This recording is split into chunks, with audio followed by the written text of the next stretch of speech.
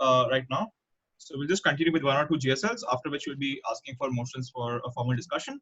So let's start with GSL. Next GSL किसका है? Raj Thakre. Raj Thakre. You have the floor for 1 minute 30 seconds. Thank you, sir. Greetings, everyone. I would like to take committee's attention towards an essential topic for implementation of environmental policy. As many policies and acts are passed but fail to implement, maybe because of government is responding and passing the laws and policies, but after that strict actions are not taken for following it. Like the Water Act, which was implemented in 1974, a number of laws and regulations have been existing for more than 4 decades now, but are proving to be ineffective. We are perfect in the policy department, but implementation is a problem. We have weak deterrence, the systems of accountability have been weakened, so monitoring is a huge problem with us. Specifically, now I would like to talk about the environmental impact assessment. So implementation of EIA failed because poor availability and reality of data, insufficient training, education in EIA methodologies, and in the establishment of appropriate legal and regulatory frameworks and institutional arrangement. Negligence of beneficial impacts in EIA reports, lack of considerations of alternative sites, technologies, designs, and strategies. Insufficient emphasis on required cost effectiveness of EIS. With appropriate planning and integration of environmental concerns into development projects, environmental impacts can be minimized and social impacts can be completely mitigated. Thus, we assure at the nation of sustainable development, improving the quality of human life while living with carrying capacity of supporting ecosystem. All right. Thank you so much, Raj Thakre. Your time has elapsed, so we will move on to the next person. I have just highlighted, I just tagged the GSL list on the WhatsApp group for your convenience, ladies and gentlemen. So we'll move on to the next speaker. We have Chandra Babu Naidu. Thank you, sir, for recognizing me. The Water Prevention and Control of Pollution Act 1974 has been enacted to provide for the prevention and control of pollution and to maintain or restore volumes of water in the country. It further provides for the establishment of boards for the prevention and control of pollution with a view to carry out the aforesaid purpose. The Water Act prohibits the discharge of pollutants into water body beyond a given standard and lays down penalty for non-compliance. At the center, the Water Act has set up the CPCB, which lays down standards for the prevention and control of pollution at the state level. SPCB function under the direction of the CPCB and the state government. Further, the Water Prevention and Control of Pollution Case Act was enacted in 1977 to provide for the levy and collection of cases on water consumed by persons operating and carrying on certain types of industrial activities. This case is collected with a view to augment the resources of the central board and the state boards for the prevention and control of pollution constituted under the Water Prevention and Control of Pollution Act 1974. The act was last amended in 2003. Thank you, sir. Thank you. Thank you for your time has elapsed. We will be moving on to the next speaker, Mr. Prakash Javadekar. Yes, sir. Thank you for the recognition. So I will be beginning with, I will be continuing my continuing with the explanation of the EIA draft of 2020. The opposition has highly criticized the arbitrary nature of the government, which is not at all true, but still, this draft has introduced new measures to prevent that. The draft notification, in fact, protects and preserves the federal structure of the Constitution. It has no provisions for the union government to act arbitrarily. The notification provides for setting up of state environment impact assessment authorities by the states. Union territories too get the power to set up such an authority. Thus, the couple of changes of the draft EIA notification is aimed at speeding up approvals. And moving on, about the opponents of the draft have two things to say on the public hearings or response to new project proposals. One is that the proposed legislation exempts public hearing. So this is totally false. According to the draft notification, all projects require public hearings. The only exemptions are for things such as modernization of irrigation systems and projects that do not have an environmental impact and those of national defense importance. Then moving on, the truth about abstract approval. This clause pertains to only sand mining by clay potters, community desilting, dredging of dams, reservoirs and barrages, digging for drinking water and irrigation purposes, and many other such activities which are not at all harm the environment in any disastrous way. Which is why I propose that we should immediately adopt this EIA draft for the betterment of the environment in India and also the development of it. Thank you.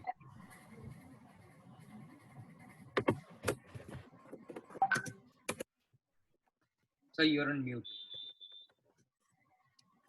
Sorry. Thank you for your speech, Prakash Javadekar. We'll now be looking for motions for like formal discussions. If there are any motions, please raise your hand. We'll be recognizing motions now. Sir, as my hand raise option isn't working, can I be recognized for a motion? Okay, yeah. Shashi Tharoor, followed by Hemant Soren, followed by Scaria Thomas. Okay.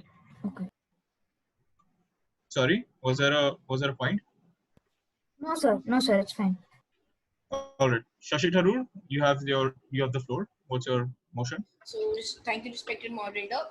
So, I, Shashi Tharoor, would like to raise a motion to suspend formal debate and move into a formal discussion on the topic, the Forest Conservation Act, with individual speakers' time being 90 seconds and total speakers' time being 30 minutes. All right, that motion is in order. The second motion is by Hemant Soren. The same one, sir. Same one. All right, we'll be moving to third one was. Sir, it was me, the same one. Same one. All right. So I'll be recognizing two more people for motions. Nitish Kumar followed by Raju Shetty. Nitish Kumar, your motion. Okay, thank you, sir, for recognition. Nitish, I would like to suspend formal debate and move into a formal discussion on the topic, the Forest Conservation Act, with total time being, sir, we can extend it to 30 minutes, right? Or 20 minutes is. You can, but there's already 30 minutes for this thing. Like Tharoor's motion. So, and your topic is the same. So, is there a difference in time? Okay, so Shashi Tharoor's motion is of 30 minutes, right? Yeah. So I'd like to reduce it to 20 minutes. With 20 minutes. 20 minutes is not divisible by 1.5 minutes. So, can you please make it divisible by 3? Okay. So 15 minutes. 15 minutes. All right. 15 minutes, 1.5. All right. Followed by Raju Shetty. What's your motion? Raju Shetty. Yeah. Second the motion. You second the motion. All right. Is there any other motion? Okay. Jagan Mohan Reddy. Yes, sir. I, Jagan Mohan Reddy, would like to suspend formal debate and get into a formal discussion on the Forest Act, on the Forest Conservation Act. Sir, could I raise a motion for Robin's round, sir? I think that would be better because each and everyone would get a chance to speak. So, is that allowed? What is allowed? Sorry, I couldn't hear your question. Robin's round. What's a Robin's round? Sir, it's Round robin. Sorry, sorry. Sovakiran. Did you Sir, say a what? round robin, sir, where everyone speaks. No, that's not allowed for formal discussions. Unfortunately, that's only something that's by default in the opening statements only. So Fine, it sir. won't Then be. I second the same Yeah. motion. Second the same motion. Is there any other motion? No other motion. So we will proceed to vote on Tharu's motion first. That's the most disruptive one. Forest Conservation Act. Total time period 30 minutes. Per speaker time 1.5 minutes. So the total speakers will be second. My maths is a real little weak, so let me calculate. Sir, 20 speakers. 20 speakers. Yeah, thank you so much. All right, so 20 speakers. All those in favor, please vote aye. I mean, in the participants part of the. All right. Remember, everybody has to vote. So, point of parliamentary inquiry. Yes. Sir, after this mod cock, can we have some GSL speeches as a stretch, sir? Like we have really not done many GSL speeches, sir. That will depend on the procedure. So right now, if the mod talk is, if the formal discussion is going on, we cannot go into the GSL right now. And Okay. looking at paucity of time and the very fact that the entire committee wanted in the beginning of the day itself that they wanted more formal discussions, then I'll be recognizing only one or two GSL speeches before we move on to the next formal discussion. So All right. again, it's a direction that the committee has chosen for itself. So I cannot really comment on it. Anyway, Sure. so only 25 votes have been logged in. Guys, please vote. The total strength is a lot. Please, only 25 speakers is really less. If everyone raises the same motion, I'm pretty sure everybody wants to speak on this. So please vote yes or no. Even if you don't want to speak, just vote no. But just vote, please.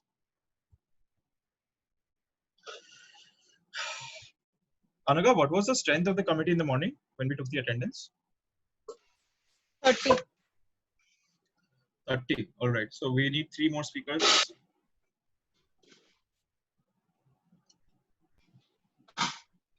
All right. I think those three speakers also included Deve Gowda and Uddhav Thackeray, who have been non-responsive. No, they're not included. They're not included. Okay. So we still need 3 more people. Shashi Tharoor, are you still facing the same problem of not being able to vote? No, sir. Only the hand raise thing is not working.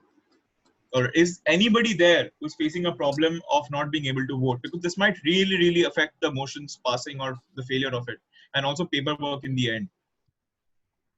Or seeing none, we'll just assume that 27 people have voted. Like is what the committee consists of. So this motion passes. We are in formal discussion proposed by Shashi Tharoor, Forest Conservation Act. 1.5 minutes per speaker and total speaker time 30 minutes. All those who wish to speak, please raise your hands. All right. Wait, Shashi Tharoor, do you want to go last or first speaker? First. First, all right. So 19 more speakers to recognize. First, Palani Swami, Mayawati, Harsimrat Kaur Badal,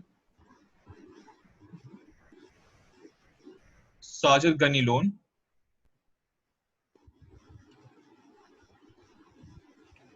Naveen Patnaik, Asaduddin Owaisi, Raj Thackeray, Anupriya Patel,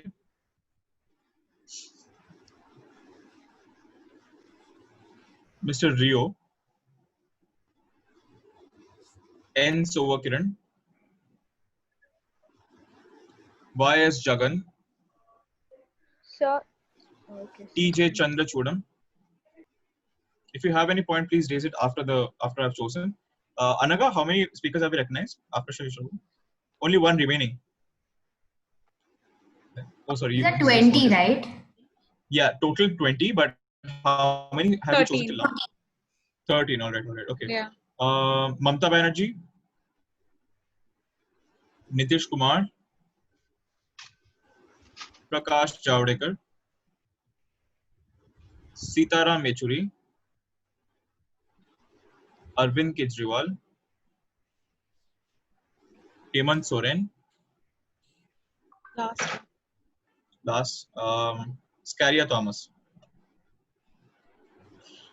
If you have not been recognized, unfortunately, I try to accommodate as many people as possible. If you have not been recognized, don't worry. You still have an option to extend the formal discussion and add in your points. Or if you want, there's always the option of substantiates as well. So anyway, let's move on with the first speaker of the Sir, formal section. point of. Yeah. So I had point of parliamentary inquiry. So Sure. for the speech I had given, I was asked a point of information from 2 delegates, and I have answered them. So can they question me again? I didn't understand. What's your query? So on the speech which I had given, I Yeah. received questions from 2 delegates, and I answered them.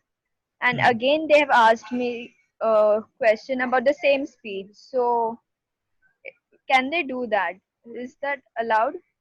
Is it a different question or the same question? Different. Different question. I mean, there is no restriction on anybody to ask a question via chat, so it's fine. It's your prerogative, your choice if you want to address it or not. So yeah. It's like Yes, related to it. Just a second. Prakash, just a second. Yeah, Mamta Banerjee. So they had asked about pollution, plastic use of plastic, and one of the delegate asked about how do we deal with the natural disasters, and I told about the fund. So ma'am again asked me related to the fund. So like that. It's your choice. If you want to answer, you can answer. If you don't want to answer, it's your choice. It's completely your choice. Yes, Prakash Javadekar, sorry. Yeah. Point of order being ruled upon. The point of order of let that breathe wala website. Yes.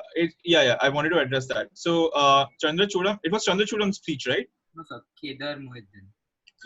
Kadir Muhyiddin. Yeah. Kadir Muhyiddin, have you responded to the point of order? Do you have your own source? Yes, sir, but I didn't say one sentence in my speech, and I said I will clarify it in my coming up speech, sir.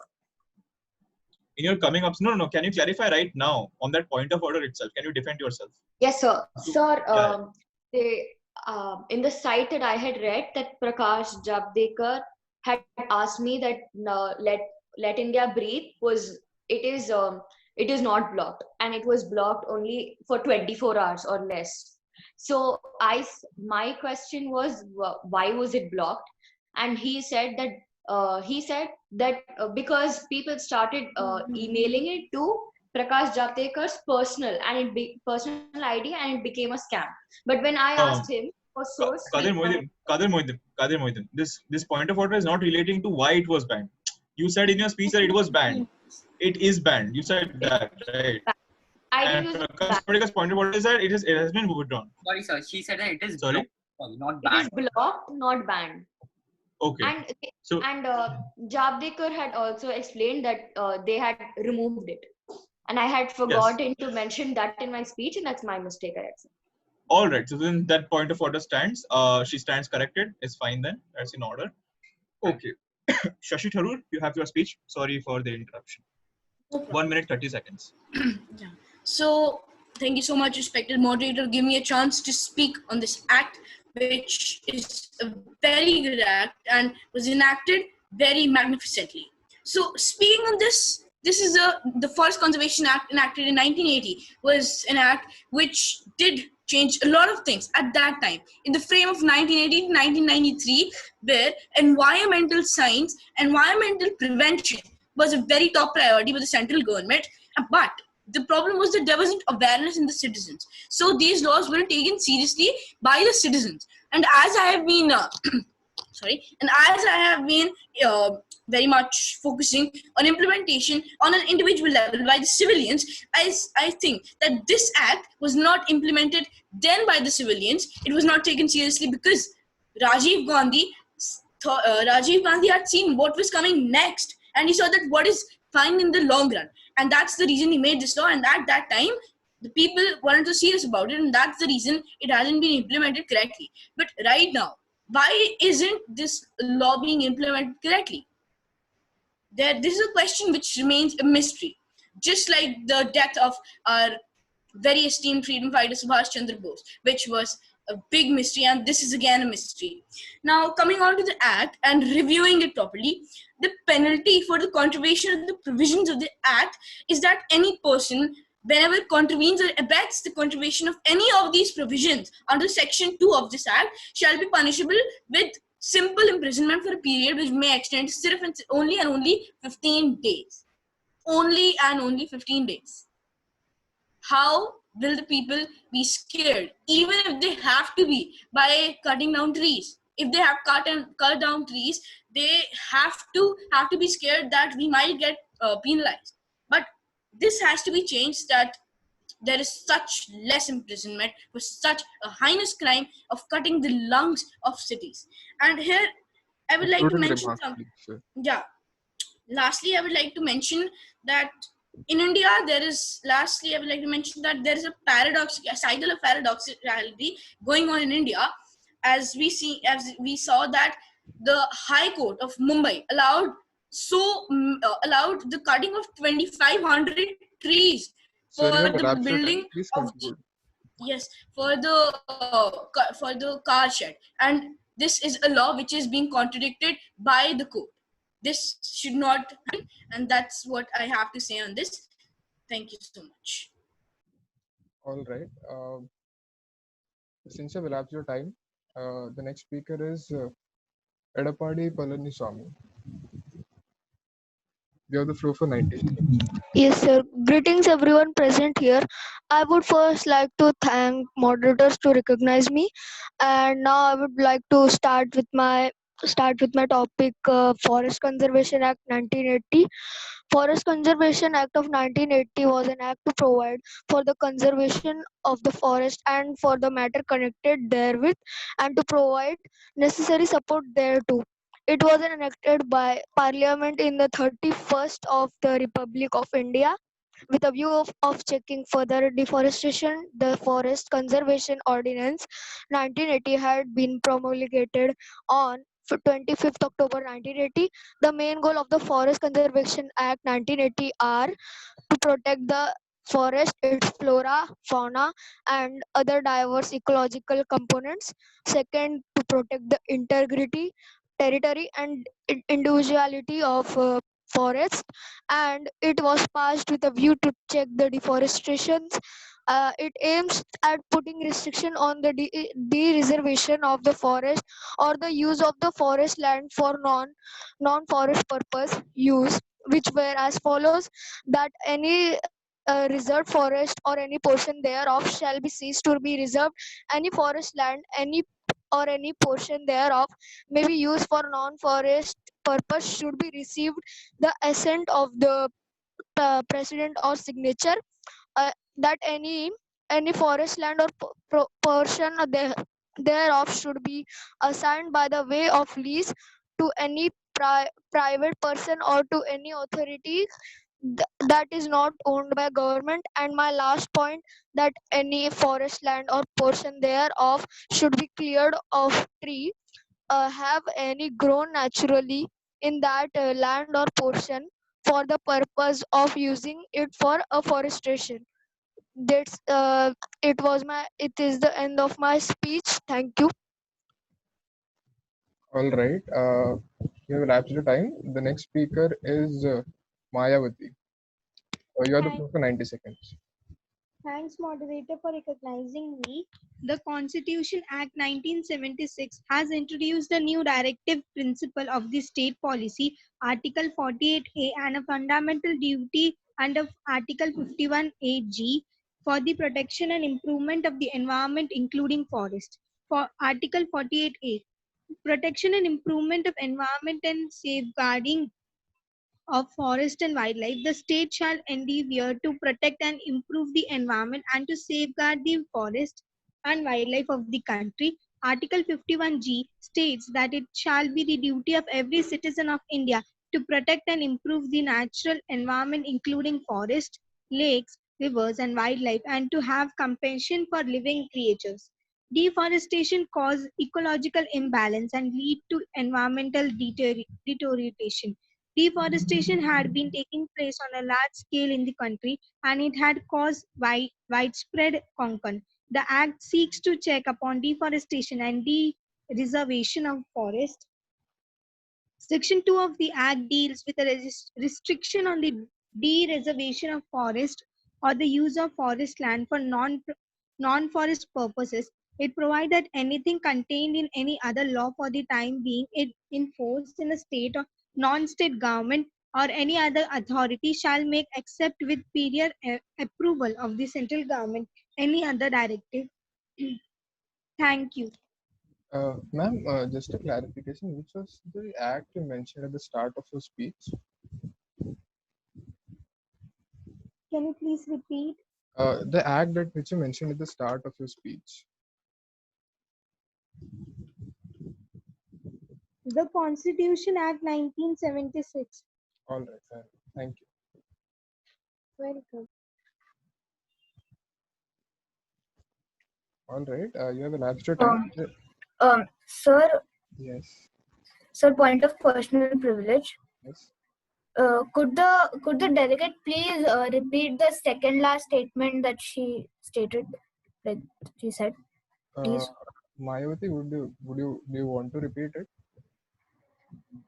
Yes. All right. It provides that anything contained in any other law for the time being in force in a state, no state government or any other authority shall make except with prior approval of the central government any order directing. Is that clear your doubt, Nitish? Okay, sir. Yes, sir. Yes, sir. Okay. All right. So the next speaker is Harsimrat Kaur Badal. You have the floor for 90 seconds. Thank you, sir. The Forest Conservation Act 1980, an act of Parliament of India to provide for the conservation of forest and for matter connected therewith, or at ancillary or incidental thereto. This law extends to the whole of India. The main goal of the forest. Huh?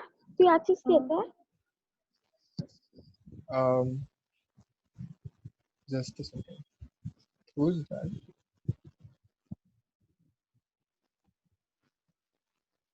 All right. Harsimrat Kaur Badal, would you like to restart your speech? Yes, sir. All right. Anagha, please restart the timer. Yeah, you may start. The Forest Conservation Act 1980, an act of Parliament of India to provide for conservation of forest and for matters connected therewith, or ancillary or incidental thereto. This law extends to the whole of India.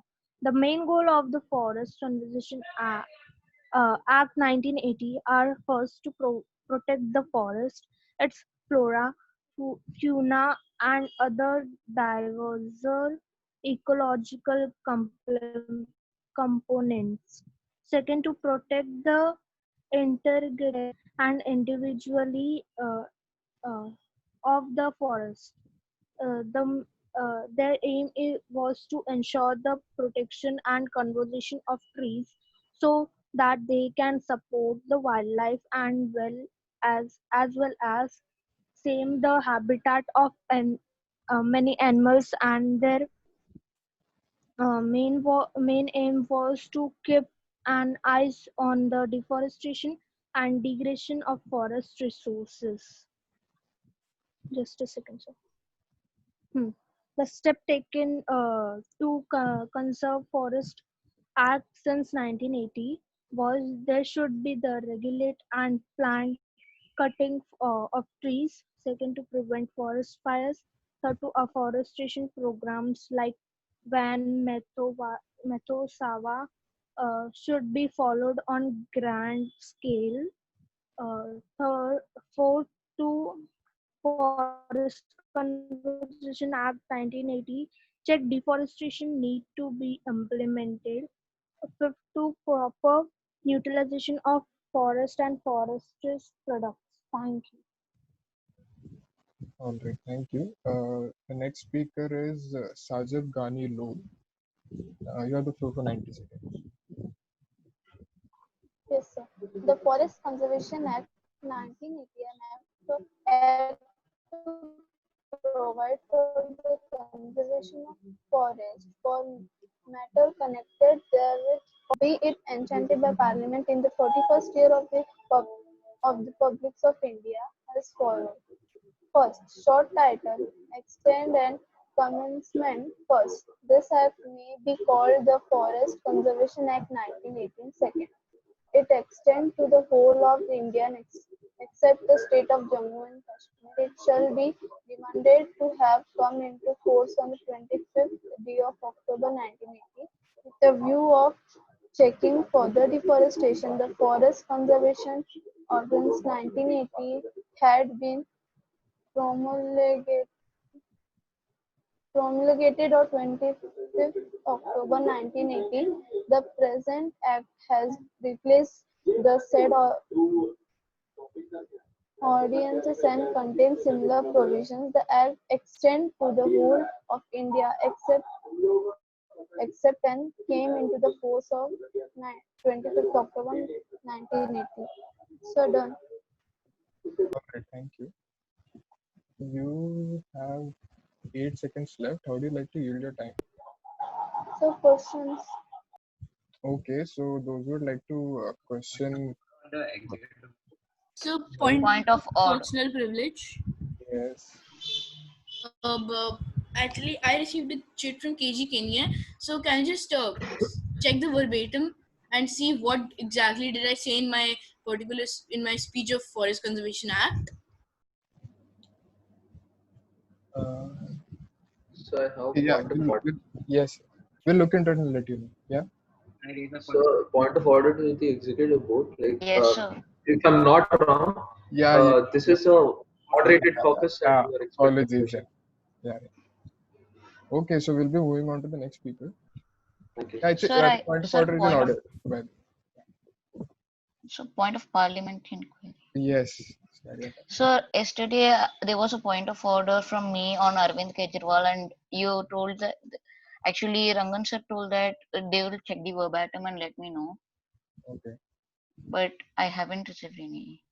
Yeah, if we had said it, we'll take that into consideration, right?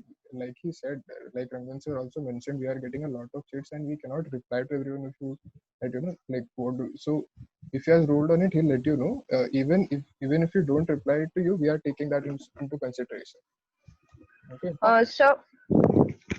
So point of order on Raj Thakre.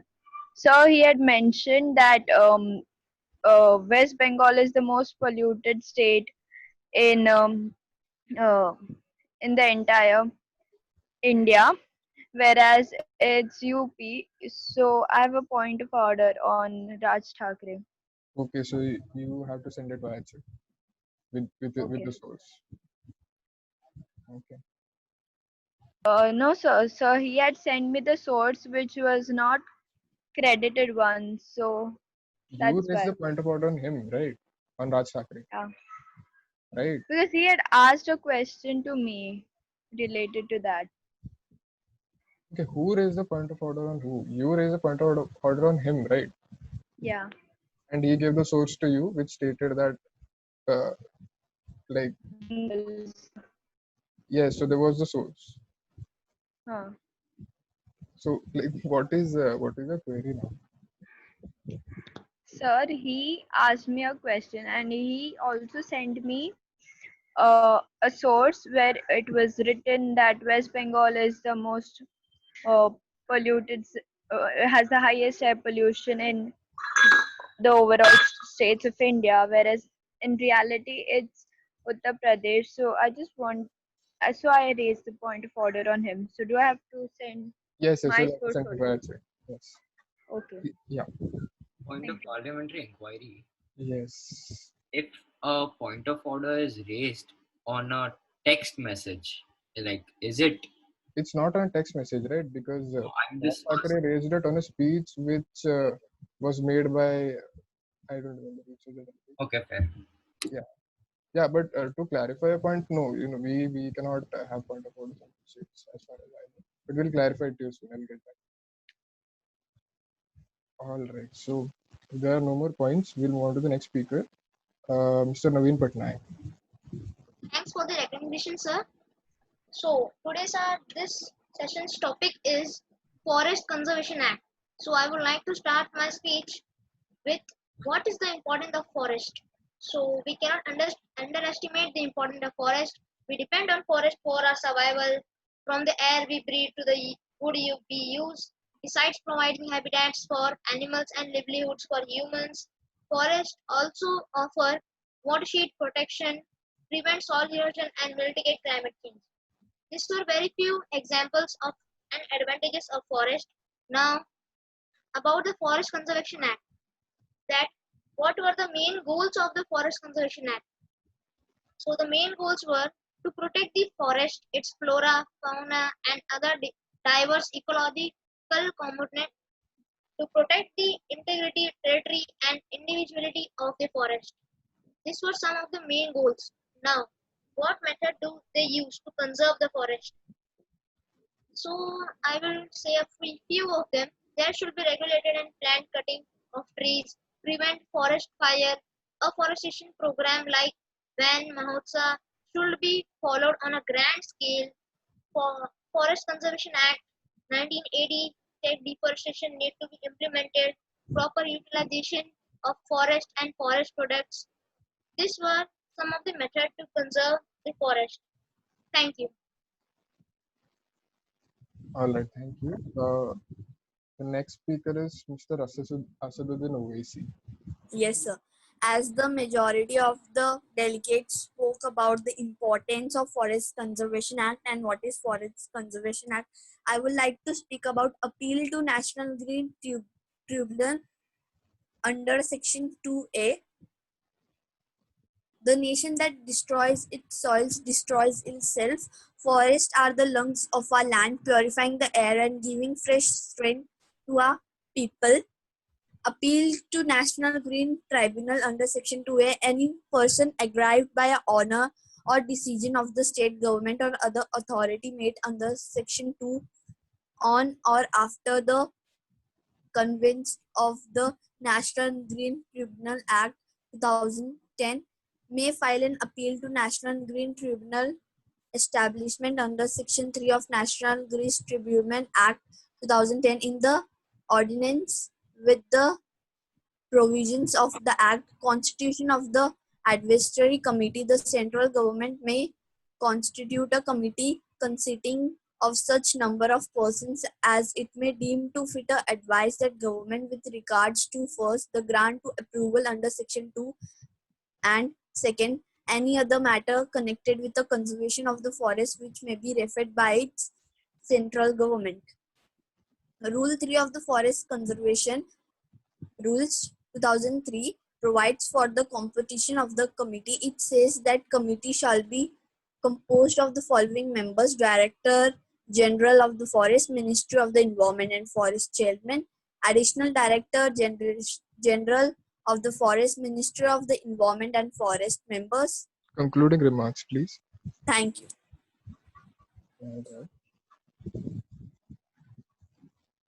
All right. You have elapsed your time. The next speaker is Mr. Raj Thakre. Thank you for recognition, sir. So, deforestation causes ecological imbalance and leads to environmental deterioration. Deforestation had been taking place on large scale in the country, and it had caused widespread concerns. The Act seeks to check upon the deforestation and de-reservations of forests.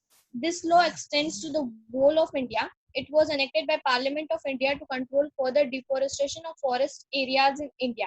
It restricts the use of forest land for commercial purposes without a through regulation process. Notwithstanding anything contained in any other law for the time being in force in a state, no state government or other authority shall make except with the prior approval of the central government any order directing restriction on the reservation of forest or use of the forest land for non-forest purposes. Coming to the section 2 of the Act deals with the restrictions on the reservations of forest or the use of forest land for the non-forest purposes. It provides that anything contained in any other law for the time being in force, that any reserved forest declared under any law for the time being posed in the state or any portion shall cease to be reserved. Any forest land or any portion thereof may be used for any non-forest purposes.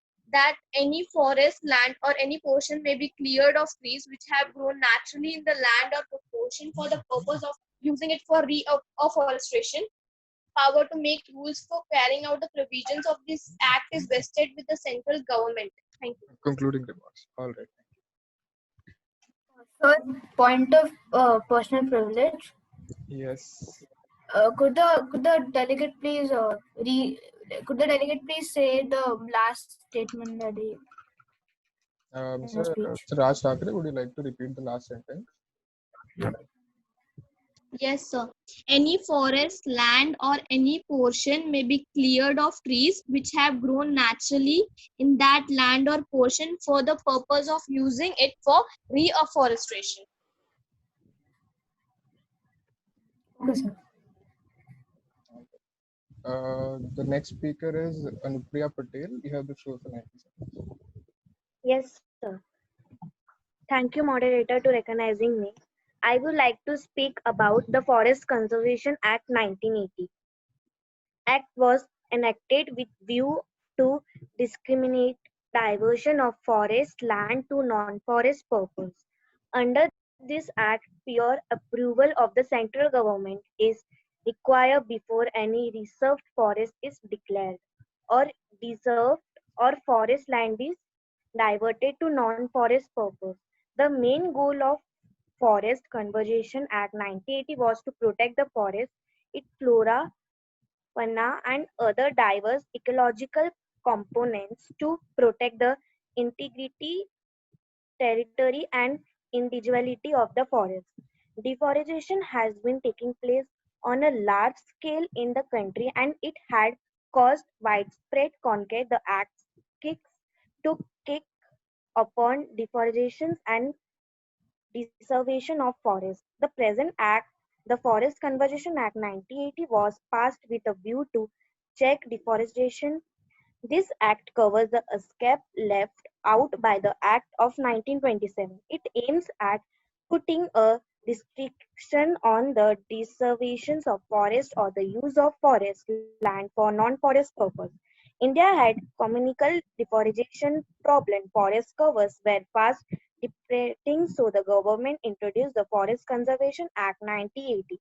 The act helps conserve forests and protect forest land. It restricts the uses of forest land for communal purpose without a true recreation purpose. Thank you. All right. Thank you, Anupriya Patel. The next speaker is Nephew Ryu. You have the floor for 90 seconds. Yes, sir. Thank you for recognizing me. The main goal of this act was to protect and conserve trees and forests so that they can support the wildlife as well as the habitat of many animals. Their main aim was to keep an eye on deforestation and degradation of forest resources. According to what I have read, during 1950 to 80, approximately hectares.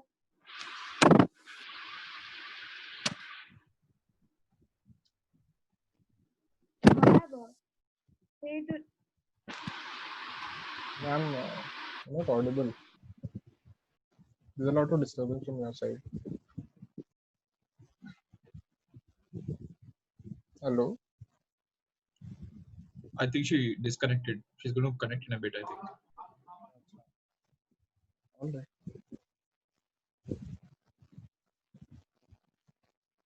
Should I continue?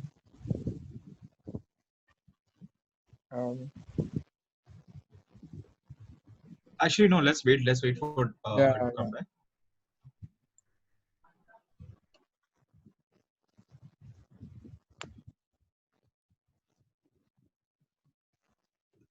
Oh, let's see. Excuse me, I'm so sorry. I actually got logged off. It's all right. Anagha, could you start now? Yeah. Thank you for recognizing me. The main goals of this act was to protect and conserve trees and forests so that they can support wildlife as well as habitat for of many animals. Their main aim was to keep an eye on deforestation and degradation of forest resources. According to what I have read, during 1950 to 80, approximately 150,000 hectares per annum were cleared off. But after the enactment of this act, the rate was reduced to 35,000. The act, however, failed to attract public support as it had infringed upon the human rights of poor native people. The amended Act 1988 prohibits lease of forest land to anybody other than the government. It enhances conservation, plantation, and increase of forest cover to an average of 30%. But my question is, how effective is it? Thank you. All right, thank you. Next, we move on to N. Sovakiran. Yeah, am I audible, sir? Yes, you are. You must start. All right. To deliver a solution-oriented speech, I wish to cover different aspects of the Forest Protection Act. India got the definition of forest quotes in 1996 thanks to a Supreme Court intervention. But that was not supposed to be the ultimate one as the forest bureaucracy. The latest report of the Parliamentary Standing Committee on Science, Technology, Environment and Forests puts a curtain on this, highlighting that the Union Ministry of Environment and Forests and Climate Change (MOEF and CC) them that it would continue with the definition given by the Supreme Court. The same committee had asked for the official why the draft of the National Forest Policy 2018 didn't put any definition of forest. Let us take a landmark judgment from the Supreme Court on December 12, 1996. It said that the word forest must be understood according to its dictionary meaning. We have so many interpretations of the word forest itself. The description covers all statutory recognized forests, whether designated or reserved, protected, or otherwise, for the purpose of Section 2.1. The subtopics included under environment should be all in the concurrent list. I propose that to be in the concurrent list so as to provide a better arm for the government to work upon it. The fences of state lists and center lists should not be the reason why we are not working effectively on this. We can also review the Compensatory Fund Act 2016, which was a move by the government to penalize the people who raise the forest land to their extent and to include the polluter pays principle in its own meaning. Thus, I put forward these solutions in my this speech. Thank you so much. The next speaker is Mr. YSR Jaganmohan Reddy. You have the floor for 90 seconds. Thank you, sir. So I hope I could start speaking. Yes. As most of my colleagues have exhausted most of the points which I wanted to state, I have just 2 points in criticism to the act, because I think there are some updates which are necessary. This act was adopted to protect and conserve forests. That restricts the powers of the state in respect to de-reservation of forests and use of forest land and non-forest purposes. For non-forest purposes, the term non-forest purposes includes clearing any forest land for cultivation of cash crops, plantation crops, horticulture, and any purpose other than reforestation. This is the first point. And secondly, in the guidelines which were reconsidered by and provided by the Ministry of Environment, Forest and Climate Change on 28th March of 2019, in page number 4 of the Forest Conservation Act 1890 with amendments made in 1988, the clause number 1, subclause number 2 states that it extends to whole India, it extends to whole of India except for the state of Jammu and Kashmir. As we all know that the Article 370 was abrogated on 5th of August 2019. I guess the term except for the state of Jammu and Kashmir has to be omitted from this. So this is my suggestion. That's it. Thank you. All right, thank you. Next speaker is the Chandrachudan. You have the floor for 90 seconds. Thank you for the recognition. As we all know, forests play a part in our lives which cannot be emphasized on enough. this law was made. Sorry, can you hear me? Yes, yes, you can. You want to restart to speak? Okay. Importance of forests in our lives cannot be emphasized enough. This act was brought into force under the National, as an umbrella act under the National Environment Policy. It states that no government or any other authority shall make any order directing that any reserved forest shall lease to be reserved, that any forest land or portion thereof may be used for non-forest purposes, that any forest land or any other portion thereof may be assigned by way of lease or otherwise to any private person or to any authority, corporation, agency, or any organization not owned, managed by the government. It is an act that recognizes offences by individuals, authorities, and government departments alike. This law helps protect our forests that constitute a large part of the global green cover, which is 60% along with about 9 other countries. According to the 2019 report, the total forest cover of our country is 7,12,249 square kilometers, and it's 21% of India's total geographical area, and it's slightly up from the 21.54% in 2017. So from these figures, we can obviously see that this act has been effective with slight complications. So thank you. All right. Thank you. The next speaker is Mamta Banerjee. You have the floor for 90 seconds.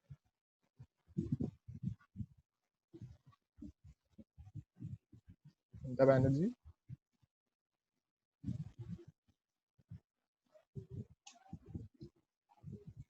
Is okay. Mamta Banerjee doesn't seem to be in the committee right now, so we'll move on to the next speaker. Nitish Kumar. You have the floor for 90 seconds. Sir. Yes, sir. Am I audible? Yes, you are. Just a second. Forests. I would like to state that forests also play a very important role in enhancing the quality of the environment by influencing the ecological balance of life, balance and life support system. They have moderate influence against floods, and thus they protect the soil erosion.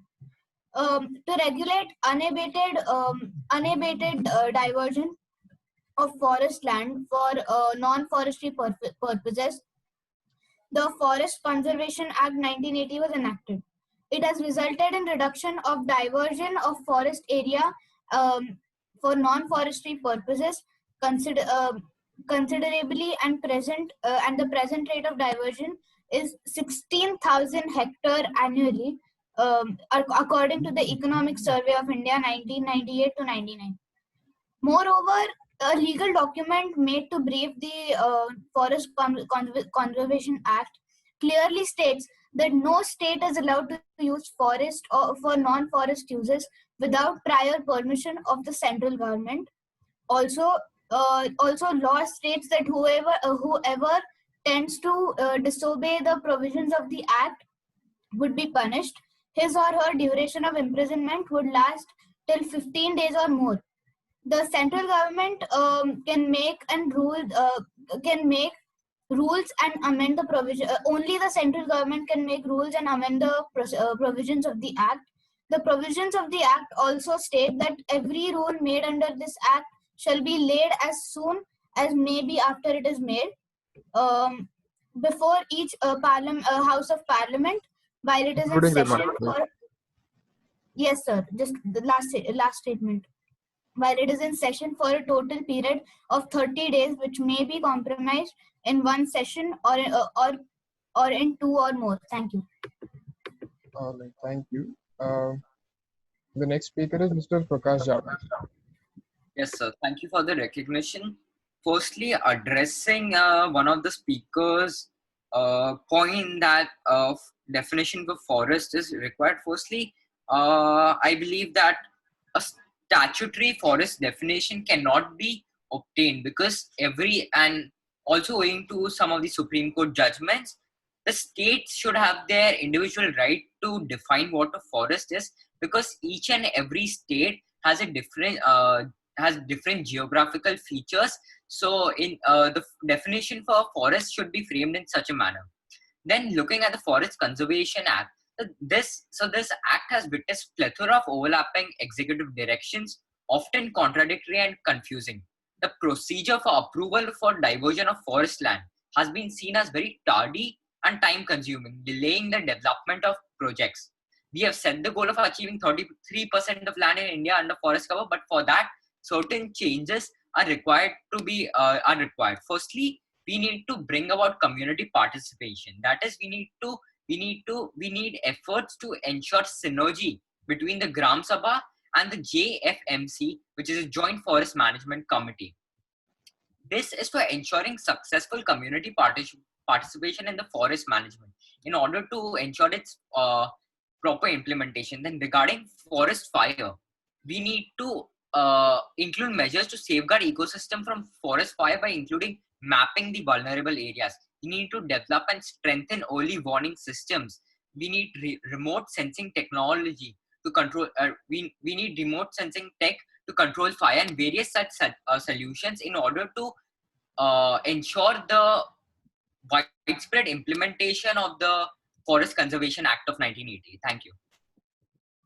All right, thank you, Mr. Javadekar. The next speaker is Sitaram Yechuri. Yes, sir. Thanks, Mr. Moderator, to recognizing me. So I will be addressing some sections on the Forest Conservation Act 1980. Section 1 of the Act explain a short title, extent, and the date of commissions. It states that first, this Act may be called the Forest Conservation Act 1980. It extends to the whole of the India. It shall be deemed to have come into force on the 25th day of October 1980. Section 2 of the Act is about the restriction on the state government for a dereliction of the forest are used to forest land for non-forest purpose. It prohibits the state governments expect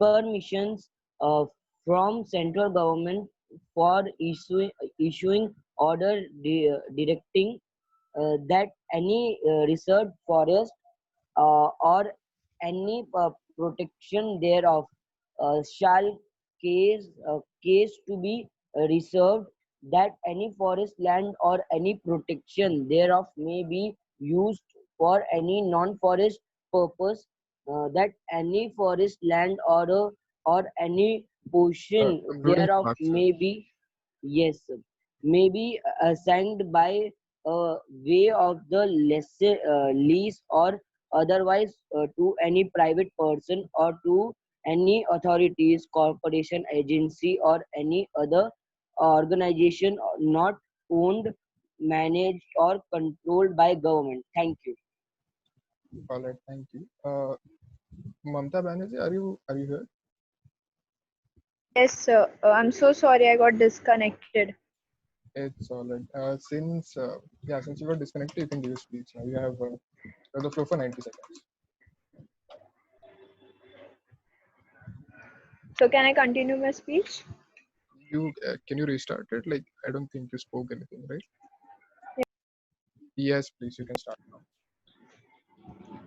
Thank you, delegates, thank you, chair, for the recognition, and I'm extreme apologies for the inconvenience. So, talking about the Forest Conservation Act 1980, too much of regulation can cause problem. In the Forest Conservation Act 1980 does the same. In order to protect forests and reduce deforestation, it transferred all the powers from state government to the central government. So for any activity carried out by the local tribal people needs approval from the central government, which is not possible in all the cases. This hence failed to attract the support of the public as they have to depend on central government approval to earn their livelihood. Tribal communities who have knowledge and are well vested with the use of tribal resources, the efforts don't seem to be acknowledged. Also, talking about the act, it's just limited to all areas in India except Jammu and Kashmir. Since Jammu and Kashmir is also a part of India, I think the act should be extended to the entire country and not just keep um Jammu and Kashmir as an exception, which where the people can't enjoy the rights of this act. Thank you. All right, thank you. The next speaker is Mr. Arvind Kejriwal. You have the floor for 90 seconds. So, the Forest Conservation Act 1980, the act covers all types of forests, including reserve forest, protected forest, or any forested land, irrespective of its ownership. The act has made simple provisions to check deforestation and encourage afforestation of non-forest areas. So, the target of achieving 33% forest cover, right? And the current forest cover being 24.39 as given by Prakash Javadekar in one of his speeches. So to convert that, we need mass afforestation projects. 1/6 of India's land is either barren or overgrown with vegetation that has turned wild. These lands are called wastelands, which are economically unproductive, ecologically unsuitable, and these can be converted into the forest, right? And also coming on to some of the limits of this act being like the section 2 of this act gives the powers, give many powers to the central government. This act just transferred from states to the center for the conservation of reserve forest land to non-forest area. Thus, powers have been centralized at tops. Also, some of this opposition has been motivated by those who see the laws as a land distribution scheme that will lead to the handling of forest to the tribals and forest dwellers. However, the strong opposition to the act has come from the wildlife conservationists who fear that the law will make it impossible to create inviolate spaces or areas free of human presence. And so there should be a consensus to be come upon by the supporters of this act and also the wildlife conservationists. Thank you. All right, thank you. The next speaker is Hemant Soren. You have the floor for 90 seconds. Can I start, sir? Yes. So, good afternoon to fellow delegates and honorable chair of the dais. The main goals of the Forest Conservation Act is to protect the forest and to protect the integrity. 1980 was the year when this act was passed in our parliament. There are 4 types of forests: rainforest, temperate forest, boreal forest, and coniferous. Surrender forest in our state is a dense forest. The trees and the forest protect land from soil erosion. They protect homes, farms, and coastline from the strong winds and waves. They make soil fertile. The main motive was to protect the wildlife. Because of the deforestation, there is drought. Due to the drought, there are wildfires in which innocent animal lives are being taken away. There are a lot of animals that got extinct in last few decades because of wildfire, hunting, and using them as a way of income. That is in the zoos and the circus, etc. Animals that got extinct, for example, Indian pink-headed duck and etc. At least now we should take it serious. A few animals that are now will not be there tomorrow for the next generation. Don't we have to do anything to the next sorry if we don't do anything to the next generation, they'll be seeing the elephants and the lions in the book as a prehistoric animals. Thank you. All right, thank you. Next and last speaker is Scaria Thomas. Sir, am I audible, sir? Yes, you are. Thank you, sir. Section 2, subclause 2 of the Forest Conservation Act restricts that no forest land can be used for any forest purpose without the consent of the central government. The term for any non-forest purpose without the consent of the central government. The term non-forest purpose means the breaking up or clearing of any forest land or the portion therefore, the clearation of tea, spices, rubber, palms, oil-bearing oil-bearing plants, coffee, horticulture, crops, or medical plants. Any purpose other than reforestation, but does not include any work relating or ancillary to conservation, development, and management of forest and wildlife, namely the establishment of checkpoints, fire lines, wireless communication, and construction of fencing, bridges and culverts, dams, water, hotels, trench mark, boundary mark, pipeline, or other like purpose. There are many cases wherein the court had to deal with the questions relating to the interpretation of Section 2, subclause 2, and various other provisions of the Forest Conservation Act. Hello. Sir, I was disconnected and I know that now only. Okay, yeah, you can continue. You can just continue.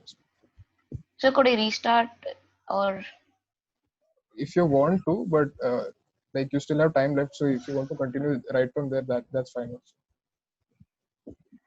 also.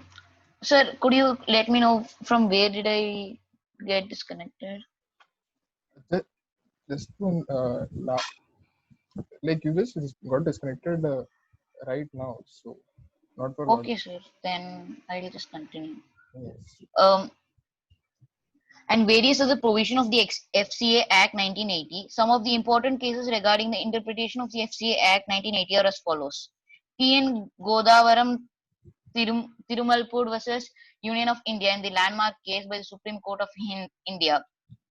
In the history of the conservation of forests in India by the judiciary. In that instant case, the felling of the tree was taken a serious threat to botany of India. Under this particular case, the Supreme Court of India has made more than 120 pronouncements for the protection and conservation of forest in India. This is an example of activities role played by the Indian judiciary for the protection and conservation of the forest. Okay, concluding remarks, please. I would like to further continue my speech in the upcoming speeches. Thank you. All right. So we have exhausted the formal discussion. Are there any extension motions on the floor? Yeah, anyone who has extension? Can you repeat again? We have exhausted the formal discussion. So we will now be looking for extension motions to the formal discussion. Those who have a motion, please raise your hands. All right. TJ Chandrachudan, followed by Kadar Moideen, followed by Yogendra Yadav. No, sir. Chandrababu Naidu. Yeah, all right. Just a second. Before that, there has been a point of order raised by Tejasvi Yadav on just a second on the speech of Mamta Banerjee. So the Mamta Banerjee had said that Forest Conservation Act does not apply to Jammu Kashmir and that we must change it. However, after 2019, after changing or scrapping Article 370, that particular law actually applies to Jammu Kashmir as well. The representative has also submitted proof for that, and we are convinced of it. So if Mamta Banerjee wants to clarify her position, please do so in the next 5 minutes. Yeah. Sorry. Sir, I agree to the what sir said, and it was a mistake. All right. That point of order stands then. Okay. We'll proceed with the motions. Yeah, Deputy Moderator. So, point of personal privilege. Yes. So, could you repeat the statement on which the point of order was raised? I just wanted to know that. The Forest Conservation Act does not apply to the state of Jammu and Kashmir. That was the statement. Yeah. Over to you, Deputy Moderator. Yes. So yeah, Chandrachudan, you can raise a motion now. So I don't have a motion. My hand was raised from before. You're not audible. Could you repeat it, please? He has been muted. So I do not have a motion. My hand was raised from before. All right. Who did I recognize second, Anagha? Vatsala, do you have the list? Next is Kedar Mohiddin. Okay, yeah. Kedar Mohiddin, please state your motion. So, I, Kadir Moideen, would like to extend this formal discussion about discussing about the Forest Conservation Act by 5 speakers, each speaker getting 90 seconds, for the total time being 7 minutes 30 seconds. 5 speakers per speaker time, 1 minute 30 seconds.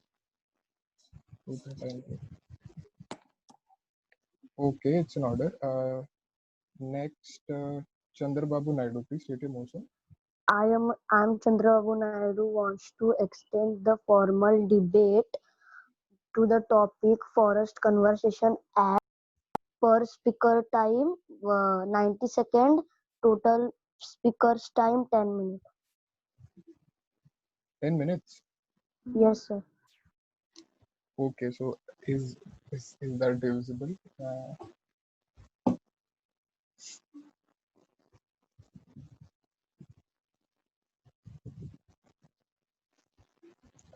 No, you will have to change the total. Do you want 10 speakers or 10 minutes? 10 speakers. 10 speakers. Excuse me, sir. Parliamentary inquiry. Yes. Yes.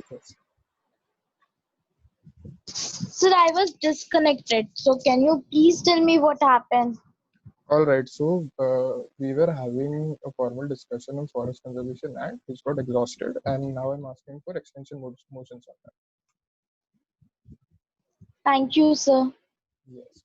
So we can recognize one more motion. Does anyone want to raise one more motion? Supriya Sule. Yes.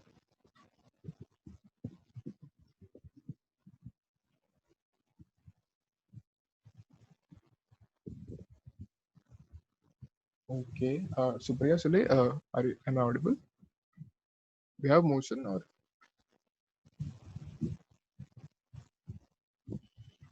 Okay. Mamta Banerjee. So a new motion. No, we are asking for extension motion. Okay, sorry. I had. No, you. Okay, anyway. Yes, Nitish Kumar. I would, this is to propose a motion, right? Yeah. Yes. So I would like to suspend formal debate and move into a formal discussion on the topic discussing water pollution and the marine environment on the total time being 20 minutes and per speaker time being 2 minutes.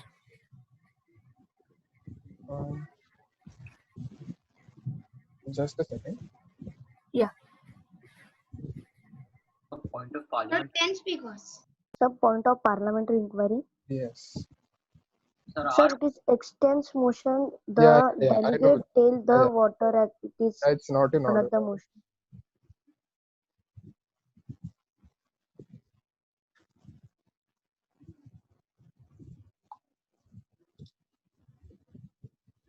For now, we'll just be taking extension motion. So does anyone have an extension motion to this? Not a fresh motion.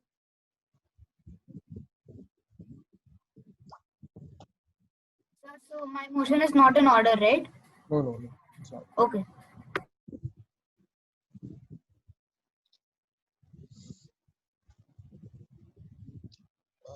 Nitish Kumar, is your hand still raising the last time, or do you have motion? All right. Oh, sorry, I forgot to. Okay, seeing none, we will first vote on the motion. Point of personal privilege. Yes. So actually, I was logged out for like 5-7 minutes. What was happening till now? So we exhausted the formal discussion Forest Conservation Act, and now I'm asking for extension motions.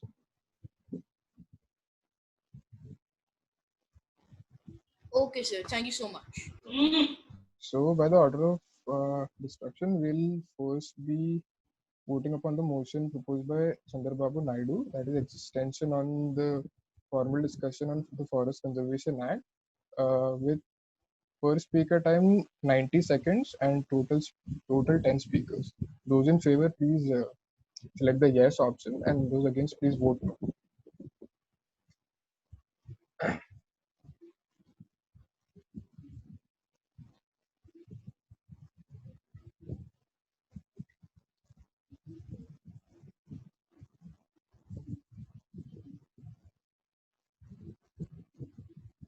Okay, we have 20 votes now.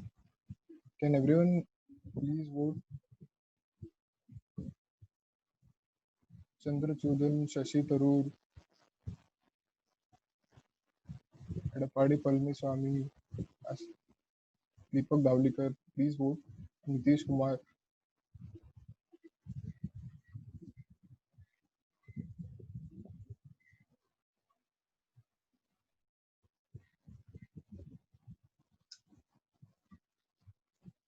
We'll wait for like 10 seconds for everyone to vote. Please vote, even if you are opposed, like please vote no, but vote.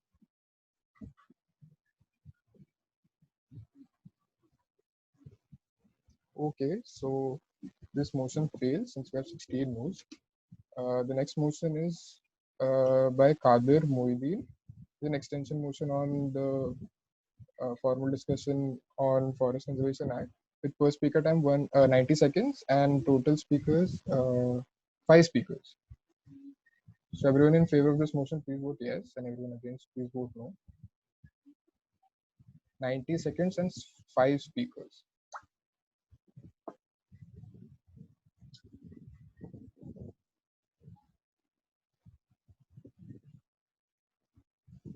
Okay, even this clearly fails.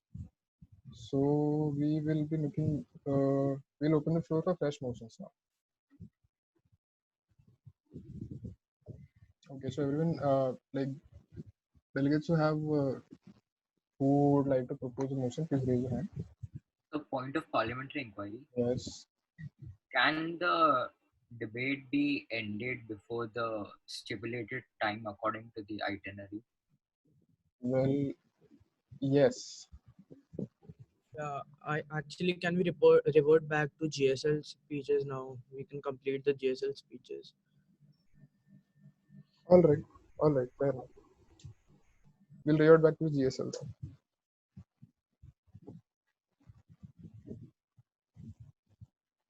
Is the floor open for motions?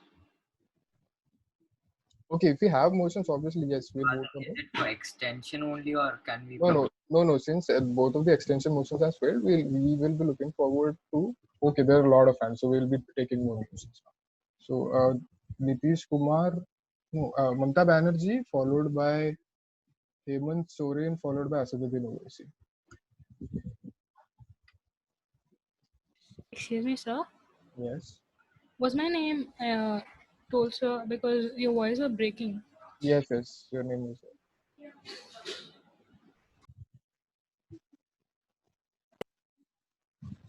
Mamta Banerjee, please state your motion.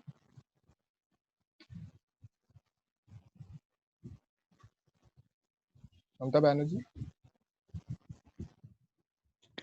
I, Mamata Banerjee, would like to suspend the formal debate and enter the formal discussion on the topic discussing the impact of coal and other fossil fuels on India. Overall time being 20 minutes. First speaker 90 seconds, and total number of delegates maybe 7. 7. Total time 10.5 minutes, 10.5 minutes.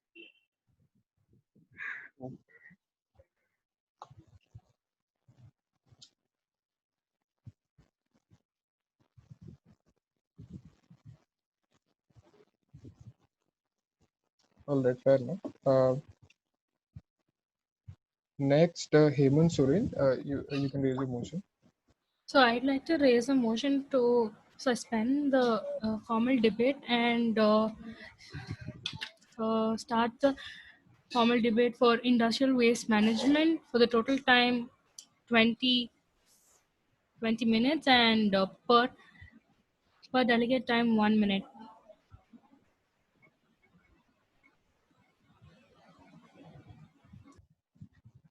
Okay, Mr. Asaduddin Owaisi. Sir, I second the motion which was proposed by, I don't know the name, it was Industrial Waste Management. I second that motion. All right, fair enough. So we can entertain one more motion.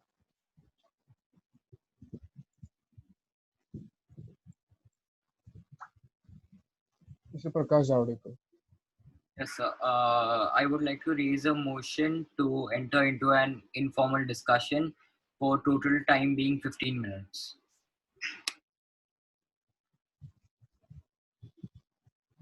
All right, fair enough.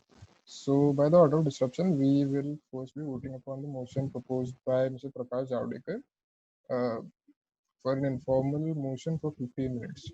Those in favor, please select the option yes, and those against, please vote no. Excuse me, sir. A point of personal privilege. Can you please repeat the topic of this motion? It's an informal debate. Yeah. Okay.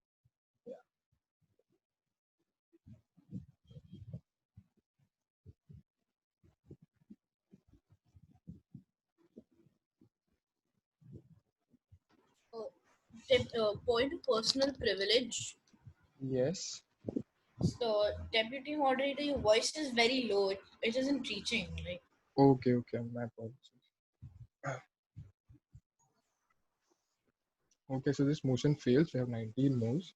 So next we will be voting upon the motion proposed by Hemant Soren, which is on the topic in a formal discussion on the topic industrial waste management, with per speaker time 1 minute and total speakers 20 minutes.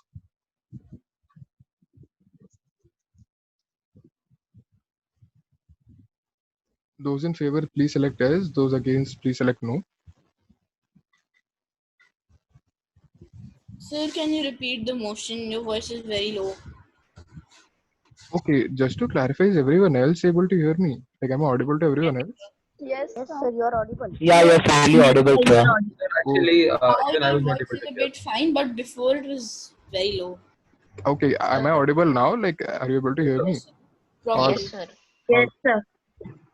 Okay, so to repeat, the motion proposed by Mr. Hemant Soren, a formal discussion on the topic industrial waste management with total speaker time 20 minutes and per speaker time 1 minute. Those in favor, please vote yes. Those against, please vote no. Okay, we have 20 yeses and 8 noes. So this motion passes. Those who would like to add their names to this formal motion, please raise your hand.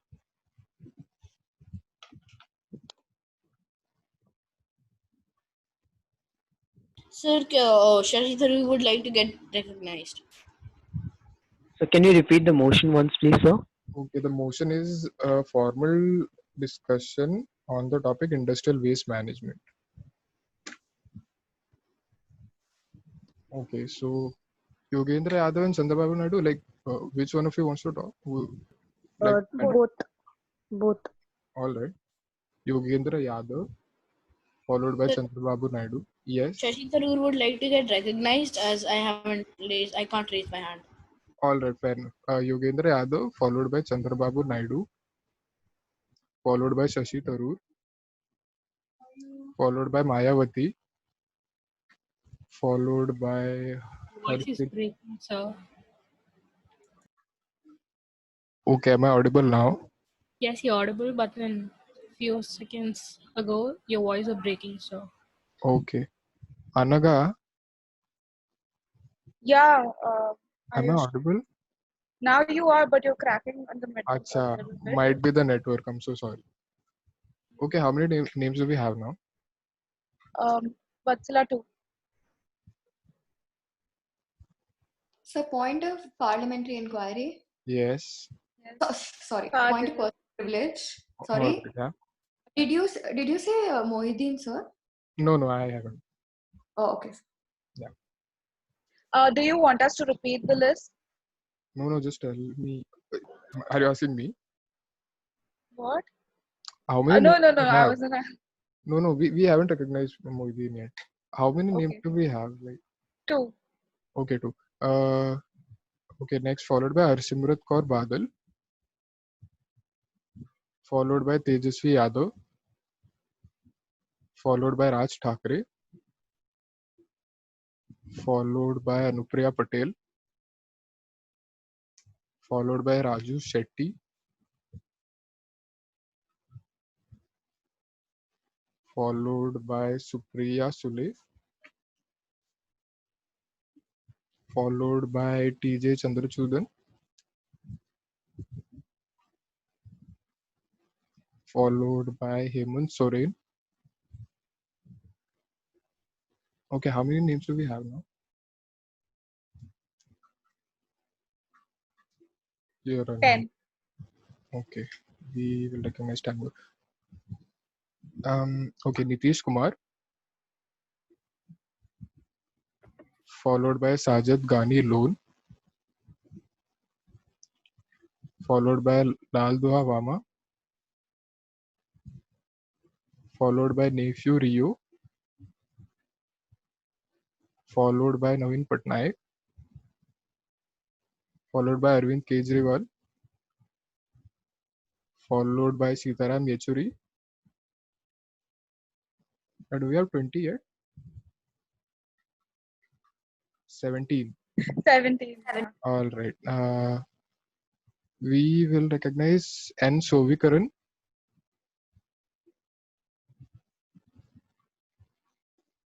Mr. Prakash Javadekar, and YSR Jagannath Reddy.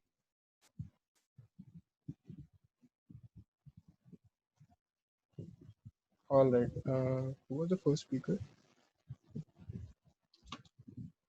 Yogendra Yadav.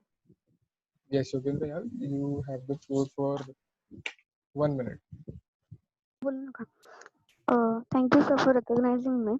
Industrial waste management is a waste product produced by industrial activity, which includes any material that is rendered useful during a manufacturing process, such as that of factories, industrial mills, and mining operations. It has existed since the start of the Industrial Revolution. Some examples of industrial waste are chemical solvents, paints, sandpaper, paper products, industrial byproducts, metals, and radioactive waste. Most researchers have linked waste generation directly to the size of population and the various activities undertaken by different categories of the pollution including large scale industries, small scale industries, trading business, municipal, farming, households, schools, among other. Hence, it clearly means that waste generation will increase with increasing pollution growth. IBID. In Kampala alone, waste generation estimates have been rated at 0.2 metric tons per person annually on average of. Therefore, considering an urban population of 3.7 million people, that is 13.4 to the total population, it means that approximately meter tons of solid wastes are generated in urban areas per year. Of this, only 41% solid waste Including generated remarks, please. in disposed of property. UNDP 2005. Thank you, sir. Okay. So the next speaker is. So, sorry to disturb you, but I think we didn't recognize. We need to recognize one more speaker. All right. So we'll be recognizing one more speaker. We have 19 speakers now.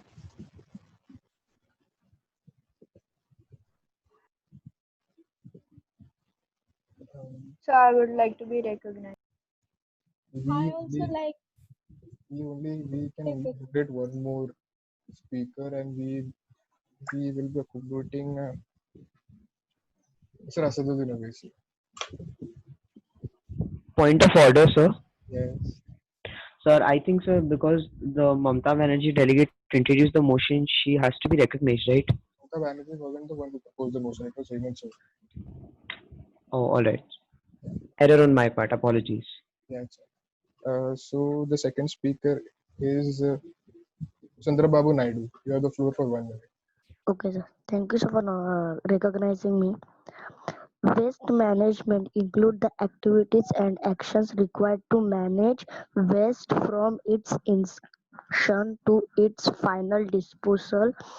The includes the collection, transport, treatment, and disposal of waste together with monitoring and regulation of the waste management process. Waste can be solid, liquid, or gas, and each type has different methods of disposal and management.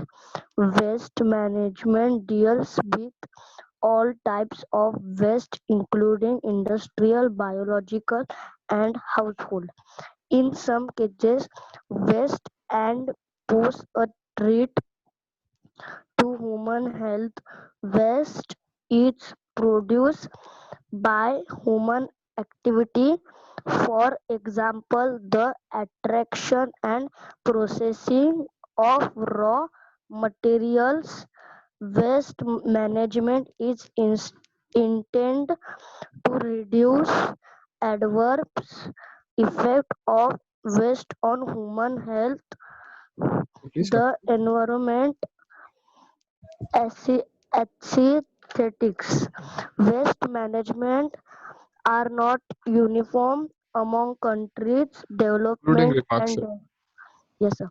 Developed and developing nations, region, urban and rural areas, and residentially and industrial sector can all talk different approaches. Thank you, sir. All right. Next speaker is Harsimrat Kaur Badal. You have the floor for 60 seconds.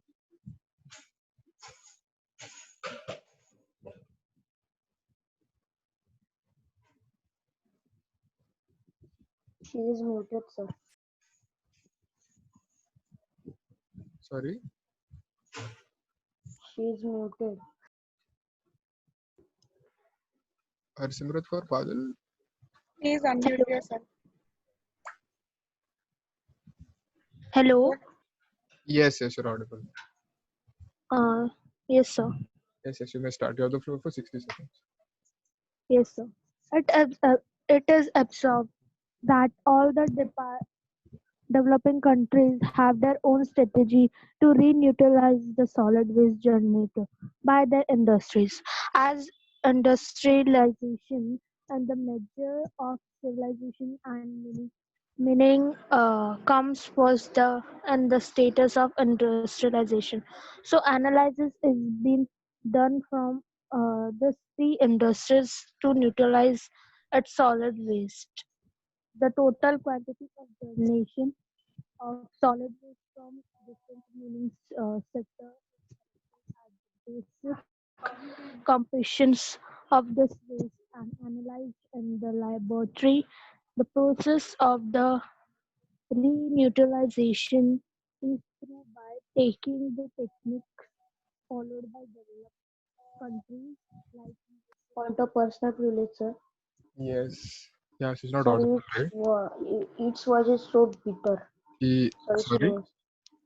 Its voice is slower. It wasn't what? It wasn't audible. Her voice is so slower. Yes. Harsimrat Kaur Badal, would you like to repeat your speech? Yes, sir. Okay, and a bit Am loudly. I audible? Yes, you're audible. So may I start? Yes, you may start. Okay. It is observed that all the developing countries have their own strategy to reutilize the solid waste generated by their industries. As industrialization is the measure of civilization and meaning comes first in the status of industrialization, so analysis is being done from this pre-industries to utilize its solid wastes. The total quantity of generation to the solid waste from different sector is collected and the basis composition. You're not audible. Could you speak a bit louder?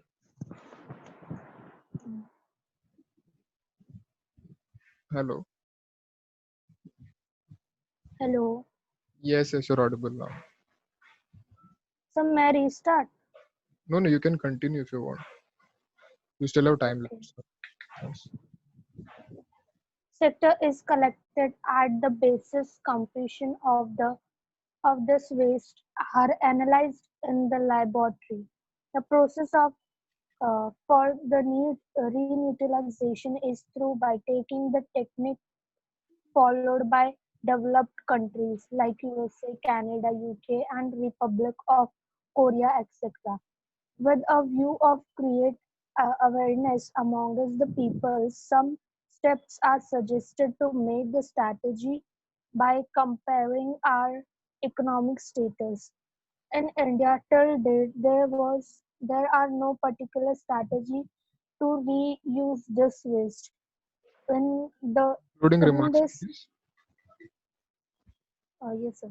In this paper, attention is given for the formalization of strategy of the reuse and implementation of adopting high fine of evaluating the strategy. Thank you. All right, thank you. The next speaker is Tejasvi Yadav. You have the floor for 60 seconds. Am I audible? Yes, you are. All right. Industrial waste. They make the worst environmental problems in many states. But what strategies have India been doing in this policy to manage these waste is the question we must raise. India hasn't been doing anything effective compared to other countries who have been using strategies to actually handle industrial waste management. So a new policy should be proposed to include the new strategies regarding this. And another way to go around this trying limit the number of industries. By it should be recognized that limiting industries could be hard, even though it have to be noted that existing policies have been easing having industries rather than limiting it to a certain extent. So what I suggest is instead of saying that we must create existing industries, which already have a great environmental impact, we should work on stop easing on having more industries and start limiting the upcoming industries. As India already have more industries, and we can work towards having less in the future. As I believe this could actually create an impact in the near future, and it would be more destructive if it continues the same situation. Jayan. All right, thank you. Next we have Mr. Raj Thakre. You have the floor for 60 seconds. Thank you, sir, for recognition. Regulatory pressures are forcing major changes on the waste disposal industry. The proposed EU directive on landfilling of waste, if implemented in its current form, will ban the co-disposal of industrial and municipal waste in landfill. These developments indicate a likelihood that co-disposal will no longer be available as a disposal option for industrial waste in the long term. Above ground co-treatment of industrial waste with sewage sludge and or municipal solid waste prior to landfill is an approach to enhancing the efficiency of waste disposal to landfill and reducing reliance on incineration. It also provides an alternative to disposal to land where the waste are considered too toxic. Regarding municipal waste and sewage sludge have been shown to promote the degradation of many toxic organic compounds and fix other organic and inorganic substances. For example, sulfides or into humic matter. These processes are used to justify the practice of co-disposal to landfill. Unfortunately, this process are not optimized and cannot be controlled in the landfill, and hence co-disposal has become to view unfavorably in many countries. Optimization of this process in an above ground treatment system would have many advantages, including stabilization of environmentally damaging substances, reduction of waste volumes prior to landfill, generation of recoverable biogas, deoxification of hazardous substances in a low temperature biological process Concluding remarks, please. without the input of additional fossil fuel or the likelihood of generating toxins and furans. Thank you. All right, thank you. Next, we have Anupriya Patel. Yes, sir. Thank you, moderator. I would like to speak about industrial waste management. If improvedly managed, this waste can pose dangerous health and environmental consequences. In the United States, the amount of hazardous waste generated by manufacturing industries in the country has increased from an estimated 4.5 million tons annually after World War II to same 57 million tons by 1975. One of the most devastating effects of industrial waste is water pollution. For most industrial processes, heavy amount of water is used which comes in con- contact with harmful chemicals. These chemicals are usually metals or radioactive materials. Lack of policies to control pollution, unplanned industries, growth uses of outdated technologies, presence of a large number of small-scale industries. Thank you. All right, thank you. Next, we have Raju Shetty. You have the floor for 1 minute.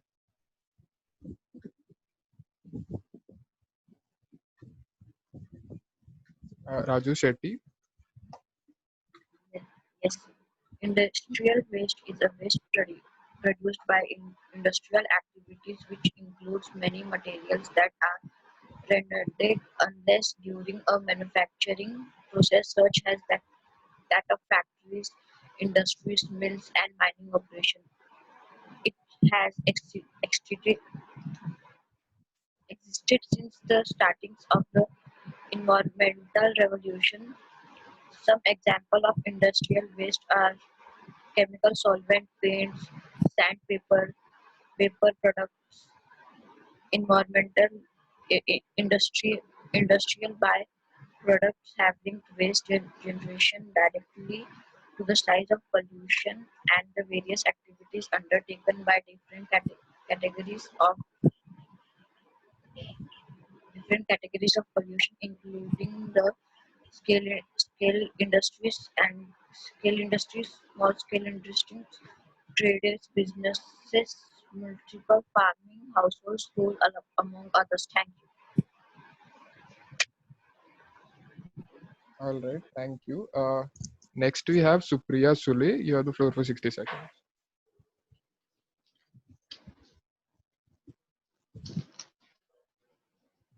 Thank you, sir. Waste management infrastructure has an important role in delivering sustainable development.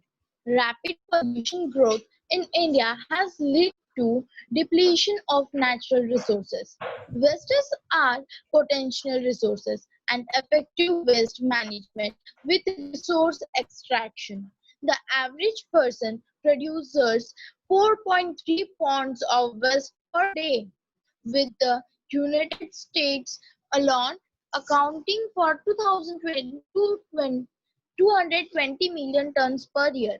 Much of this waste ends up in landfills, which generate an enormous amount of methane. Not only does this create explosions, hazards, But methane also ranks as one of the worst of the greenhouse gases because of its high global warming potential. It pollutes rivers and lakes with sustainable like chemicals, waste and dyes. This water pollution can kill wildlife and harm the overall ecosystem. It is very important to control it. I hope we will success to reduce the pollution. Thank you. All right, thank you. Next we have PJ Chandrachudan. You have the floor for 60 seconds. Thank you for the recognition. Industrial waste is the waste produced by industrial activity. In India, this is a big problem. About 4.43 million tons of hazardous waste are generated annually. Industries are required to collect and dispose of their waste at specific disposal sites, and such collection, treatment, and disposal is required to be monitored by the concerned State Pollution Control Board or Pollution Control Committee. Yet, there are no specific disposal sites where industries can dispose their wastes. Industries are located in non-conforming areas, and as a result, they cause water and air pollution problems besides uh, disposing the solid waste. There is no regular interaction between urban local bodies and SPCPs or PCCs to deal with such issues relating to treatment and disposal of waste.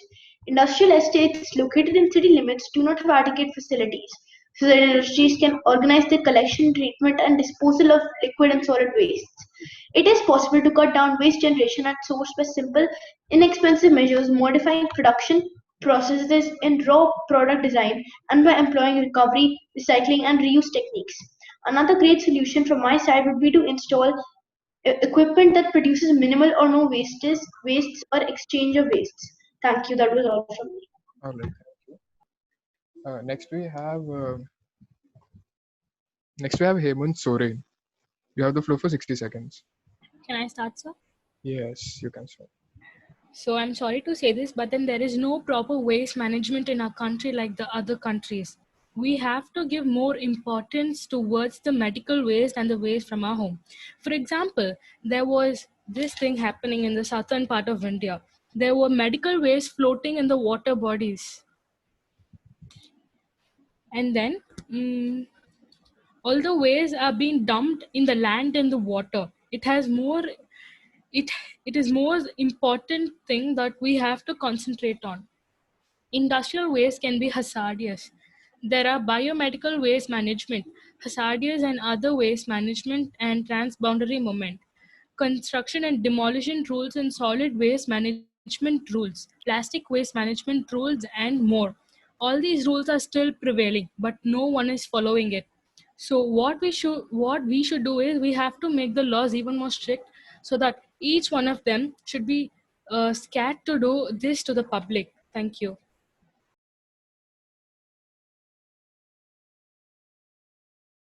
So you're muted.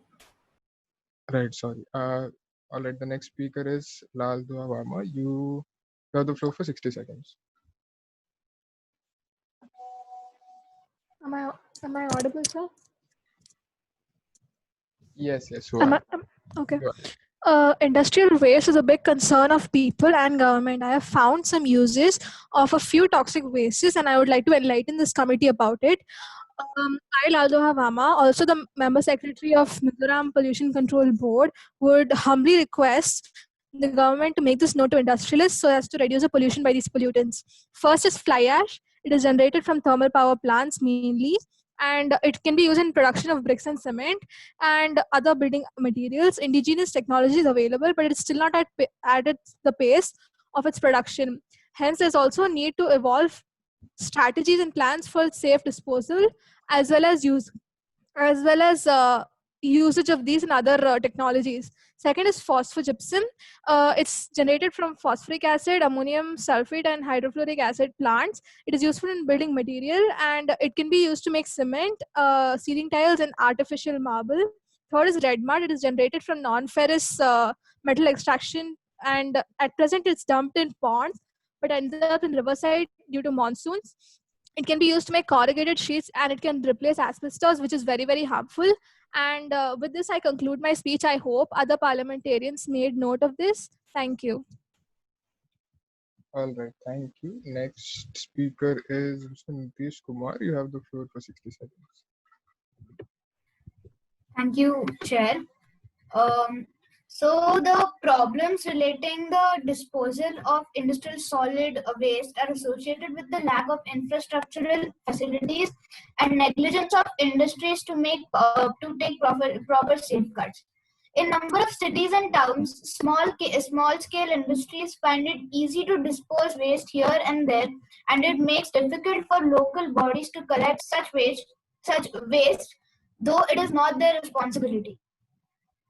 The the uh, the major generators of industrial solid wastes are the thermal power plants producing coal ash, the integrated iron and steel mills producing blast furnace slag and steel melting slag. Non industries generating solid waste have to manage such waste by themselves and are required to seek authorizations from respective state pollution control boards under relevant rules. The I would like to send the rest of my speech as a substantive change. Thank you. Thank you. You have elapsed your speech. The next speaker we have is Mr. Rio. You have the floor for 1 minute.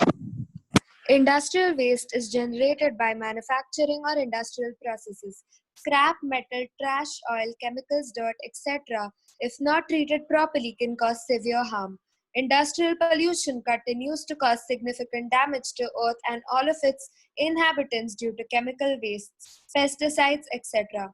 Toxic chemicals released by industries in water lead to death of humans and aquatic organisms. It leads to algal bloom causing eutrophication, harming the environment. Thus, management of these is very important. They can be grouped into 4 categories, namely inventory management and improved operations, modification of equipment, production process changes including segregation of waste by type of recovery, and recycling and reuse, which includes exchange of wastes and recycling off-site for use. Thank you.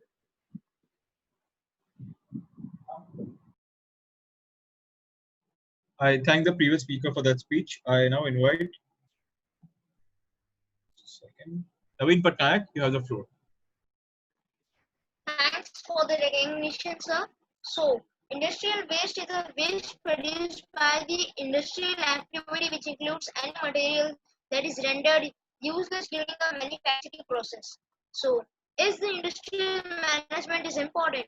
Importance of industrial management. It helps in achieving group goals. It arranges the factors of production, assembles the and organize the resources, integrates the resources in an effective manner to achieve goals. It directs group efforts towards achievements of predetermined goals. Is waste management effective in India? Waste pickers also make a significant contribution by keeping cities clean. A recent study of 6 Indian cities found waste pickers recovered approximately 20% of waste, with 80,000 people involved in recycling approximately 3 million tons. The best way of dealing with waste, both economically and environmentally, is to avoid creating in the first place. For effective waste management, waste minimization, reuse, recycle, and energy recovery. Thank you. Thank you, Naveen Patnaik. The next speaker that we have is Arvind Kejriwal. Yes, sir. So I'll begin. Yeah, the timer. Okay. So the industrial waste either join the streams or other natural water bodies directly, or are emptied into municipal sewers. Thus, these waters affect in some or the other way normal life of a stream or the normal functioning of sewage and sewage treatment plants. The streams can assimilate a certain amount of waste before they are polluted, and the municipal sewage plants can be designed to handle any kind of the waste. The industrial waste is one of the main causes for the pollution of our rivers. For example, in West Bengal and in UP, the low wastewater treatment has led to the pollution of Ganga River. In India, only about 30 to 40% of wastewater is actually treated, right? And this can be done by increasing the number of common effluent treatment plants and sewage effluent treatment plants. Another thing which can be done is and the waste management laws, which should mandate the need for passing for making this mandatory that all industries should send their waste to the common effluent treatment plants. Sorry, sir. Actually, there was a call in between. That's why I paused. That's fine. That's fine. Are you done with your speech? Yes, sir. All right. Thank you for that speech. We'll move on to the next speaker. We have Sitaram Yechuri. You have the floor. Yes, sir. Thanks, Mr. Moderator, to recognizing me. It is observed that all the developing countries have their own strategy to reutilize the solid waste generated by their industry, as industrialization is the measure of civilization and mining comes first in the status of the industrialization. So analysis is being done from the from this prime industry to utilize its solid waste. The total quantity of a generation uh, of a solid waste from a different mining sector is collected, and the basic computation of this waste are analyzed in the laboratory. The process for the reutilization is thought by taking the techniques followed by developed countries like USA, Canada, UK, and Republic of Korea, etc., with a view to create awareness amongst the people. Some steps are suggested to make the strategy by comparing other economic status. In India till date there are no particular strategy to reuse the waste. In this paper, attention is given for the formulation of the strategies of the reuse and implementation of the adopting heavy fines for Please violating conclude, the sir. strategy. Yes, ma'am. Thank you.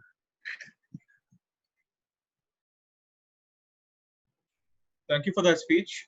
Next speaker we have is Mr. Sobikaran. The point of parliament. When do we have? Yes, I mean, do I we have have a break? point of parliamentary inquiry. Just a second. Just a second. Prakash Javadekar, you're asking about the break, right? The break is from 4:30. Yes. The other one, Sovakiran. Yes, sir. No, sir. Actually, Wait. I have a point of parliamentary inquiry. Yes. Yes. Yes. Yeah, sir. Actually, can we discuss the paperwork in the last session? You can. Yes. It's your choice. It's fine. Right, so can I All begin, right. sir? Sovakiran, you have the floor. Yeah. Today, I, as a representative of the Manipur People's Party, think we have a collectively responsibility towards the 1.38 billion Indians living in this country to help them develop a sustainable system for the nation. Industrial waste management is one of the earliest steps we can take. So I took up the study of the Nordic countries and observed a very clean pattern in their green and sustainable environmental growth along with economic prosperity too. Make note, in a wake of an economic crisis, governments desperately need cash and they introduced carbon pricing and taxing of the fossil fuel in an effective way. A 16% declination in carbon dioxide emissions was achieved in between just 20 years. In many countries like Costa Rica, we have struggled to manage funds for the pandemic, whereas if we tax just 12.5 cents per liter on gasoline or diesel, we could have raised around 1 billion USD dollars per day. I think we can hire carbon tax rebates for companies that sign effectively agreements and investments and in equipment. For example, Hindustan Zinc Limited and ITC. Extensive social dialogue and public delegation is needed. Manipur state is also a victim of anthropogenically induced factors, complex geological structures, and fragile lithology. We are one of these world's 70 mega biodiverse countries in the world. We are blessed and we need to utilize our resources to the maximum. Thank you so much. Thank you for the speech. Points very well noted, Sovakiran. The next speech that we have is Mr. Prakash Javadekar. Yes, thank you for the recognition. So I think the best document for solutions to industrial waste management should be the Basel Convention, which is an international treaty, because it has been widely accepted by a lot of international nations as well. Then moving on, I think the Industrial waste is increasing due to absence of inadequate infrastructure, which this government is constantly hoping to develop. Then moving on, this government aims at adopting the methods used by the state of Gujarat to address hazardous waste by a method of common treatment, stabilization, and disposal facility for a cluster of industries. Moving on, to conclude, we believe with economic development comes increase in industrial waste management as well. The increase in industrial waste as well. Therefore, we equally prioritize this with everything else, and not only for development of our nation, but also for the betterment of the environment. Thank you.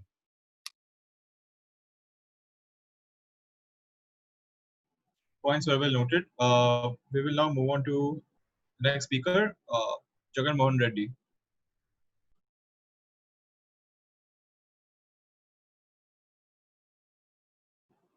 Is Mr. Reddy here? All right, it seems like Jagan Mohan Reddy is not here.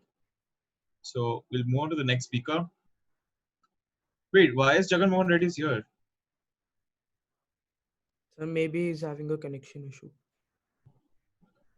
I think he's just away from the keyboard. But anyway, we'll have the last speaker for the day, OIC. First of all, thank you, Mr. Moderator, for recognizing me. The waste management system in India. Waste management market comprises of 4 segments: municipal waste, industrial waste, biomedical waste, and electronic waste market. All these 4 types of waste are governed by different laws and policies, as is the nature of waste. In India, waste management practice depends upon the actual waste generation, primary storage, primary collection, secondary collection, and transportation, recycling activities, treatment and disposal. In India, municipality corporations plays a very important role in waste management. Each city, along with public health department, municipal corporation is responsible for the waste management of the MSW generated is the city. Among its duties, the public health department is responsible for the sanitation, street cleaning, epidemic control, and food adulteration. This is a clear and strong hierarchy of posts in municipal corporation. The highest authorities of municipal corporation rest with the mayor, who is elected to post 4 tenders of 5 years. Under the mayor, there is a city commissioner. Under the city commissioner, there is an executive officer who supervises various departments such as public health, waterworks, public turn, and all are headed by their own department heads. The staff in public health department are also as follow: health officer, chief sanitary and food inspector. The cleanliness and collection operations are conducted by public health department of the city municipality corporation, while transportation and disposal of waste are carried by transportation department of the city municipal corporation. The entire city can be divided. OIC, please wrap up. Your time has elapsed. Sir, I will send you my remaining speech via chat. Yeah, thank you. All right. So we have come to the end of this formal session. Are there any motions for extension? The point of person privilege. Yes. So sir, actually I got disconnected, sir. Actually, my speech was before OIC speech. So Yes, could yes, I give it right? we know. All right, cool. So we'll have Jagan Mohan Reddy as the last speaker for the formal session. Thank you, sir. Sir, so could I start speaking? Yes, you may. Hello. Yes, sir. So thank you, Chair. And firstly, coming to the industrial waste, there are 2 types of, coming to the hazardous part, there are 2 types. One is the waste which is generated in India itself, and the other kind of waste is, yes, sir. So, sir, should I start it from the beginning or should I continue? You can continue. Okay. So, and the second type is hazardous industrial waste, which is imported into India from the Western countries. So, so India has tons of industrial waste, and mostly the waste which is in the form of liquid is left into the rivers. and we can see that during the lockdown period, rivers like Ganga and Yamuna, which had been polluted for decades, were just they became they were cleansed within a span of two months. So hence I propose the idea of a national lockdown calendar, at least, in which we could have a particular period for the sake of inactivity, as inactivity is actually letting the environment undergo the process of autophagy and heal itself. So as the other ideas were if not effective as much as this idea could be, this is not a completely hypothetical idea, but yeah, this is based on the theory given by Yoshinoro Oshimi, who was the Nobel Prize winner for his theory on autophagy, which is related to fasting. Concluding But yeah, remarks. this is what I propose. Thank you. All right, so we have exhausted this formal discussion. Now we'll be opening the floor for extension motions. Are there any extension motions on the floor? Those who have an extension motion, please raise your hand, like the raise hand motion feature. Scaria Thomas, followed by Yogendra Yadav or Chandrababu Naidu. Which one of you? Chandrababu Naidu. Okay. Even Shashi Tharoor has a motion for extension. So, like, I can't raise my hand, so I want to get recognized. All right, followed by Shashi Tharoor. Okay, so if Scaria Thomas, you may state your motion. I, Scaria Thomas, would like to extend this particular motion to the time period of 9 minutes. 9 minutes. Yes, sir.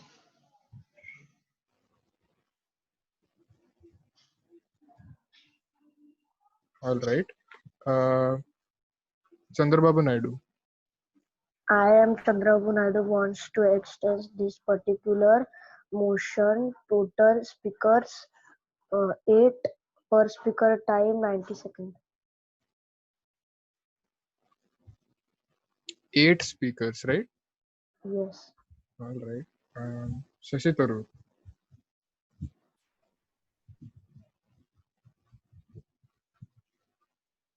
This is Shashi Tharoor.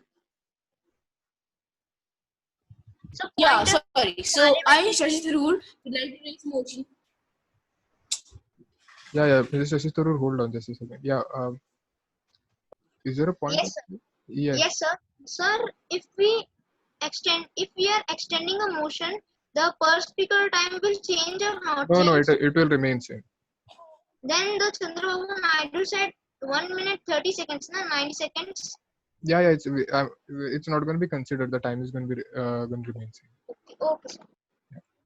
Yeah. Shashi So, Tharoor. may I conclude? Yes. Please state. Thank you so much.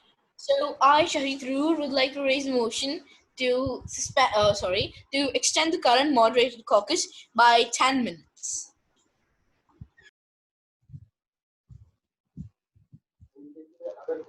10 is not divisible, sir. Would you be all right with 9 speakers?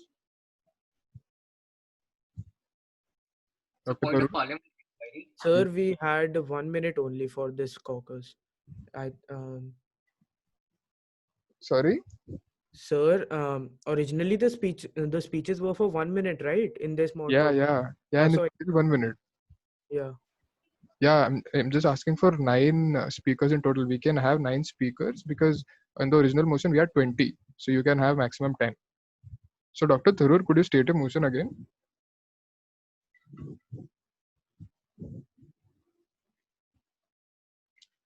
Dr. Shashi Tharoor? Yes, I'm here. Can you state a motion again, please? Yeah, just a second. So, I, Shashi Tharoor, would like to raise a motion to extend the current moderated caucus by 10 minutes.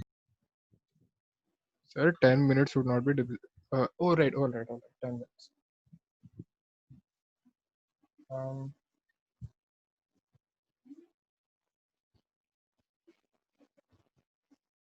All right. So by the order of disruption, we'll be voting upon the motion raised by Dr. Shashi Tharoor, which is to extend the current formal discussion by 10 minutes. Those who are for, please vote yes. Those against, please vote no.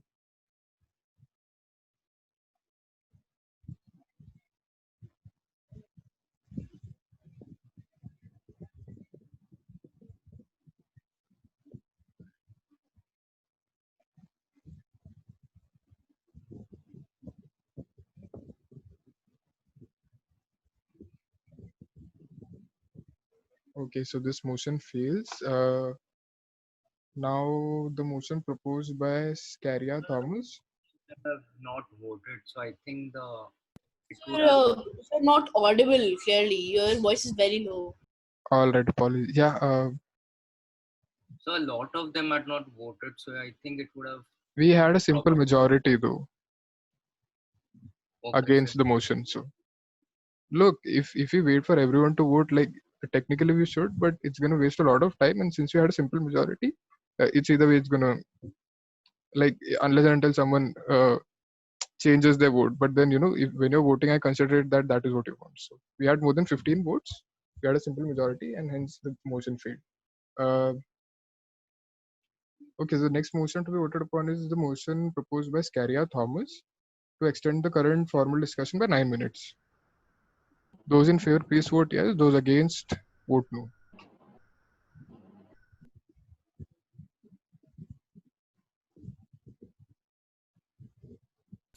So could you please repeat the motion?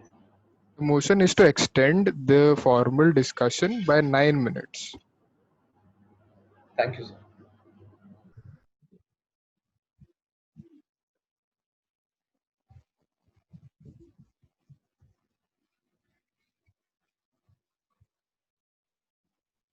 This motion also fails.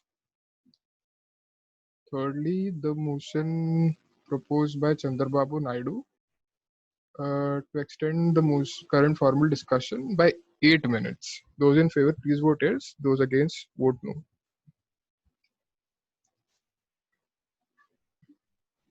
Okay, we'll wait for like 10 seconds. Please, everybody vote.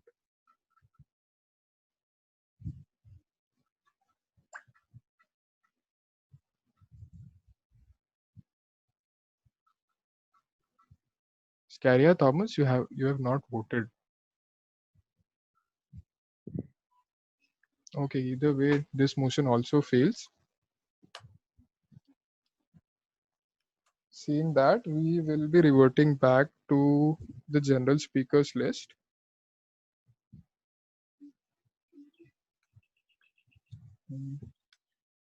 So just a point of parliamentary inquiry. Yes. For introducing the press release, do we just need to post it on the WhatsApp group, or do we need to like send it for some ratification sort of thing or anything? I'll There's get no, back to you. yeah. So there's no ratification as such for a press release because that's not within the power of the executive board as such. But what we would rather be doing is just to we just want to see whether what the press release is. We won't be ratifying or anything as such. We'll be suggesting back to the members if the press release is not like in the proper format or anything as such, or if there's something which cannot be released as such in public. Um, However, it is not within the power for us to stop you from publishing what you want to publish. So we won't be calling it a ratification procedure as such. So essentially, a press release is everyone's right in this room to release if you want to. It can be of anything. It can be based on your stance. It can be based on what the discussions happened. It can be based on what your solutions were. It can be based on what you decided as a committee or anything as such. Sir? Yes. So for a joint press release, for example, there are 10 parties that are making a press release together. So they have to mention what they are proposing, or it's just like the normal, you have to write the points and not the person who is actually suggesting it. No, you don't have to write who is suggesting it. You have to just write it bullet points, like whatever your content or information might be. You have to have signatories as well. So as I told you the format, and I'll be repeating it for the 5th time. So the format is basically one, just write down press. Sorry? For the press release also, we have to write signatories. Yes. Oh, no, not for the press release, for the communique. Yeah. For the communique, you have to write like signatories. That is 1/3 of the committee. That is a minimum requirement. For the press release, there is no requirement of a signatory. Like So third just part. write press release. Just write press release. Then write who this is from. So for example, your own party or whatever. Or if it's a joint party, then you have to mention what parties are there, and then you have to or if you cannot mention your party names, just write down who have like who individually have like contributed as such, and then just write down what your information is, and that's it. That will be press release. Any other doubts? All right. On the parliamentary inquiry, Yes. who is the GSL speaker right now? Because like we have seen the list, but who is the one right now? If I may know, thank you so much. All right. Let me just check and I'll tell you. It's Yogendra. Yeah. Okay. Thank you so much. Yes, Yogendra Yadav is there. Also, before that, so somebody wants to. So there's one person who wants to release a press release right now. So if you want to release a press release, just send it on the chat. We will read it and we will see. All right. So yes, you may like send your press releases whenever you want, or you may draft a communique whenever you want. And also, just a reminder, at 4:30 we'll be breaking for a small break until 4:45 according to the itinerary. So it's upon you guys. So the next speaker is Yogendra Yadav. You have the floor for 1 minute 30 seconds. Yeah. Sorry, is there a question? Sir, point of parliamentary inquiry. Sure. Sir, will you be recognizing more speakers for the GSL? Yes, we will be. Let's just see the list. If the list is very short, then I'll be recognizing more. But yeah. So right now we are on Yogendra Yadav. Yeah, there are many people left right now to be completed. Sir. Yes. So point of personal privilege. Yes. Sir, could I send substantive chips via WhatsApp, because I couldn't send it via Zoom? No, I would prefer if it is here, because everybody will have to see it. That's why. Or like, at least the executive board needs to see it. Plus it gets very cumbersome because I'm getting a lot of people's subjects on WhatsApp, and it's really, really problematic because then I have to switch between WhatsApp, Zoom, and all those kind of things. So please, I would request you to keep it here only. All Sir, right. actually, I'm not able to do that. I don't know. Why aren't you? Like, you were not being able to send signals also. What's the problem in your Zoom? I don't know, sir. There are some You were being able to send messages before, right? In the chat.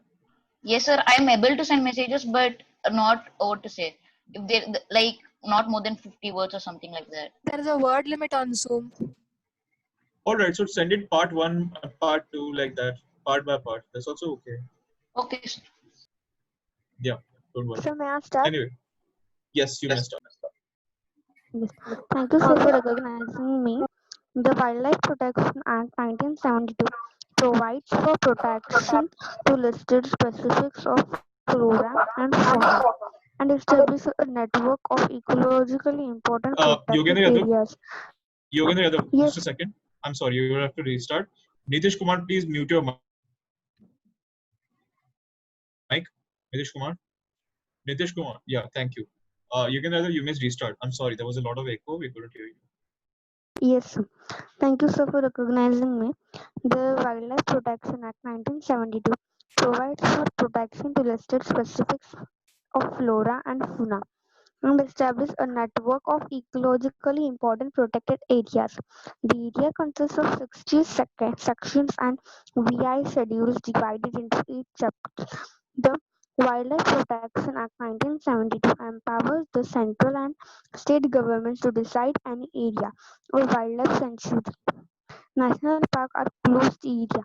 There is a blanket ban on carrying out any industrial activity inside these protected areas. It provides authorities to administer and implement the act to regulate the hunting of wild animals, protect specified plants, sanctuaries. National parks are closed area.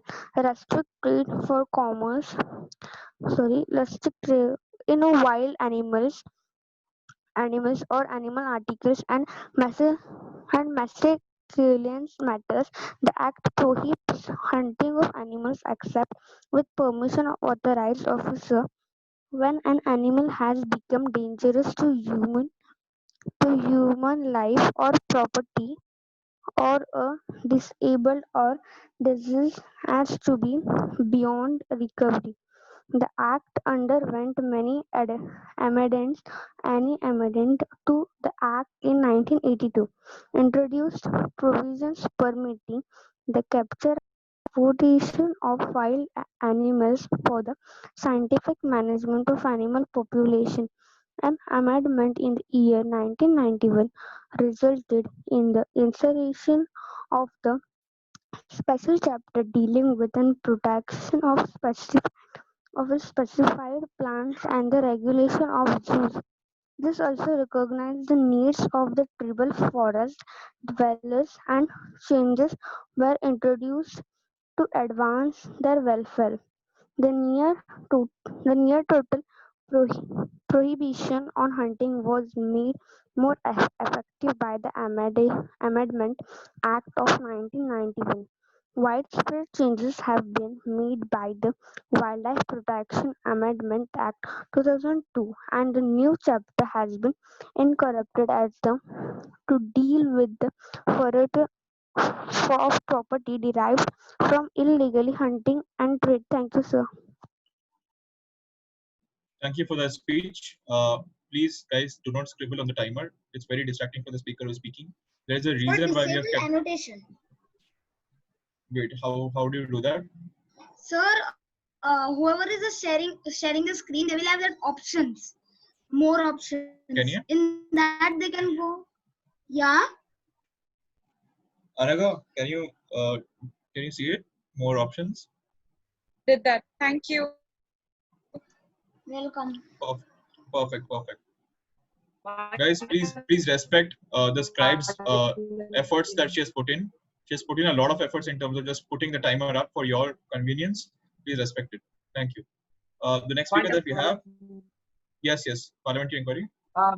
Now, wouldn't we now going for a break? Yes. We're looking for a motion ideally right now. Is there a motion to adjourn for a break? All right, Hemant Soren, what's your motion?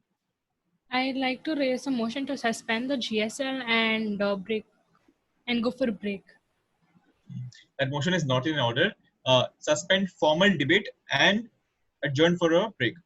That would be in order. So please raise it in that way. Shashi Tharoor would also like to raise a motion. But you have not been recognized. I just recognized Hemant Soren. Let Hemant Soren finish it. Okay, sir. Thank you so much. Hemant Soren. So I would like to. So actually, you can give someone else a chance. All right, Shashi Tharoor, here's a chance. Thank you so much, Mr. Hemant Soren. So the delegate of Shashi Tharoor, I, Shashi Tharoor, would like to raise a motion to break for high tea. That's also not in order. Just say you suspend formal debate and adjourn for a break. Okay, so I, Shashi Tharoor, would like to suspend formal debate and adjourn for break. Thank you. That is an order.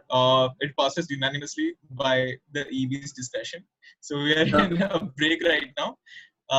We are in a break right now for 15 minutes. Be back by 4:45. That will be the last session for today. So let's hope to make it a very productive one. Sir. All right. Sir, Yeah. if we send, would you be able to see the substantial sheets? Not right now. I am taking a break as well. So. Point of information. Points of information. Harsimrat Badal, what point of information? Sir, there's no point of information allowed right now. Sir, after do you mean point of parliamentary inquiry? Sorry.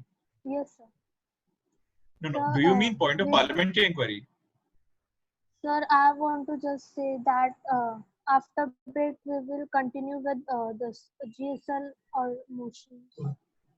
It will be your prerogative. So whatever the committee decides. So we will revert back to the GSL first. After 2 or 3 speeches, we will ask for motions. You can have a formal discussion. You can have informal discussion. It's your choice. All right. And one more doubt. Yes. Simply posted Just a second. Yeah. Because yeah. press release. The one was authored it has in the last statement it technically says that his party is the representative of the nation. So is there a way to it says that our our opinion is the voice of the nation or something like that. So like isn't that factually That is actually something that can be claimed actually in a press release. Most parties do that. I know it's not right, it's not correct, it's not ethical, but that is something that most people do and we cannot do anything to stop it. Okay. So yeah, it does happen. You have seen even in real life how Congress says that our voices.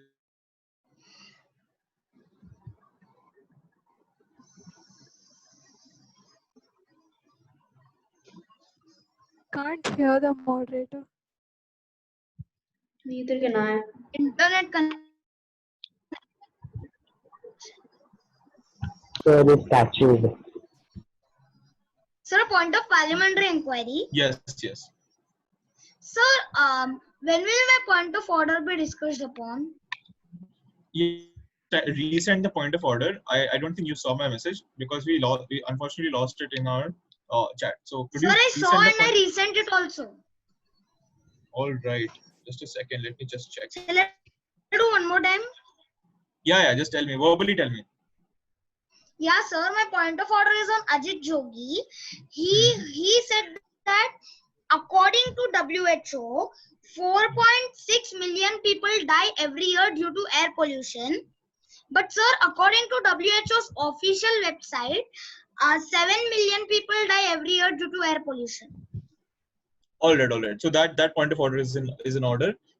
So wait, we'll just ask for Ajit Jogi's clarification. Ajit Jogi, are you there in the committee?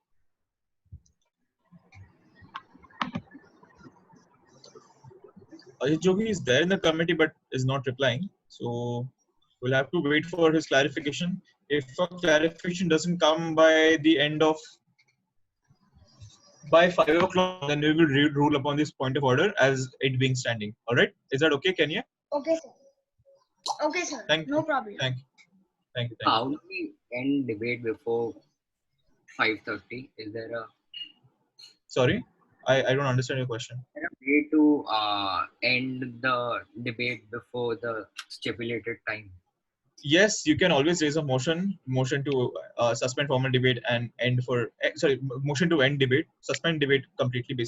Motion to suspend debate. That's it. That's a motion. So when you do that, the committee ends.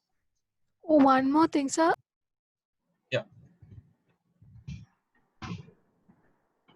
Yeah, Lalduam. You're muted. Sir, Lalduam, also. Just a second, Nitish. Just a second. Yeah, Lalduam.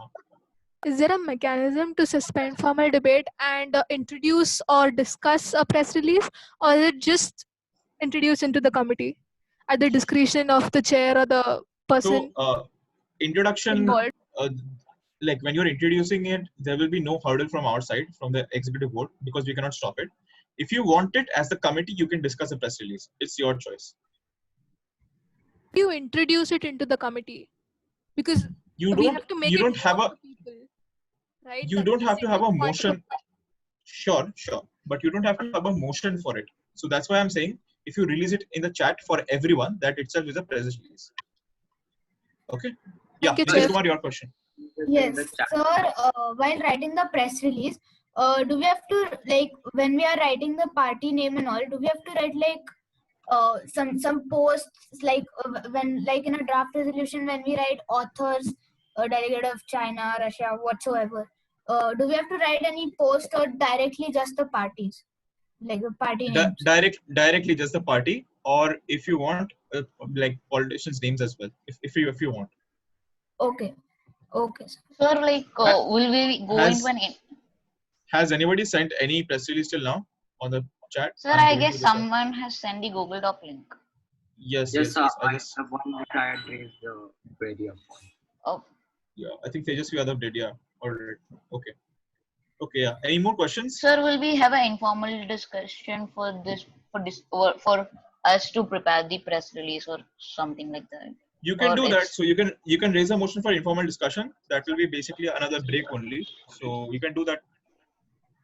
Right now we are in an informal session. So treat this as a unmoderated topic if you want. so could we be allotted breakout rooms or something like that? Breakout rooms. Okay. No, I'm not sure. I'm not an authority on that. The organizing committee is. So I cannot allocate you a separate breakout room as such. You can do that over chat. You can do that over maybe a WhatsApp voice chat, I guess. I don't know. So you can try other ways, but not in Zoom. Yeah. So who was the last person to create the GSL? I think Yogendra Yadav was the last person. I'll just check it again. And so how many more will we have before we raise a motion? We'll recognize one or two more speeches after which we will take a motion. Okay, so Chalo, thank you. I'm going for a break right now. I'll see you guys at 4:50 or 4:55. Okay. Okay, Enjoy, sir. guys. Enjoy.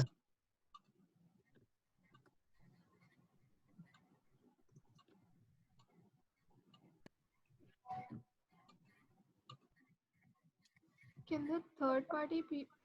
Am I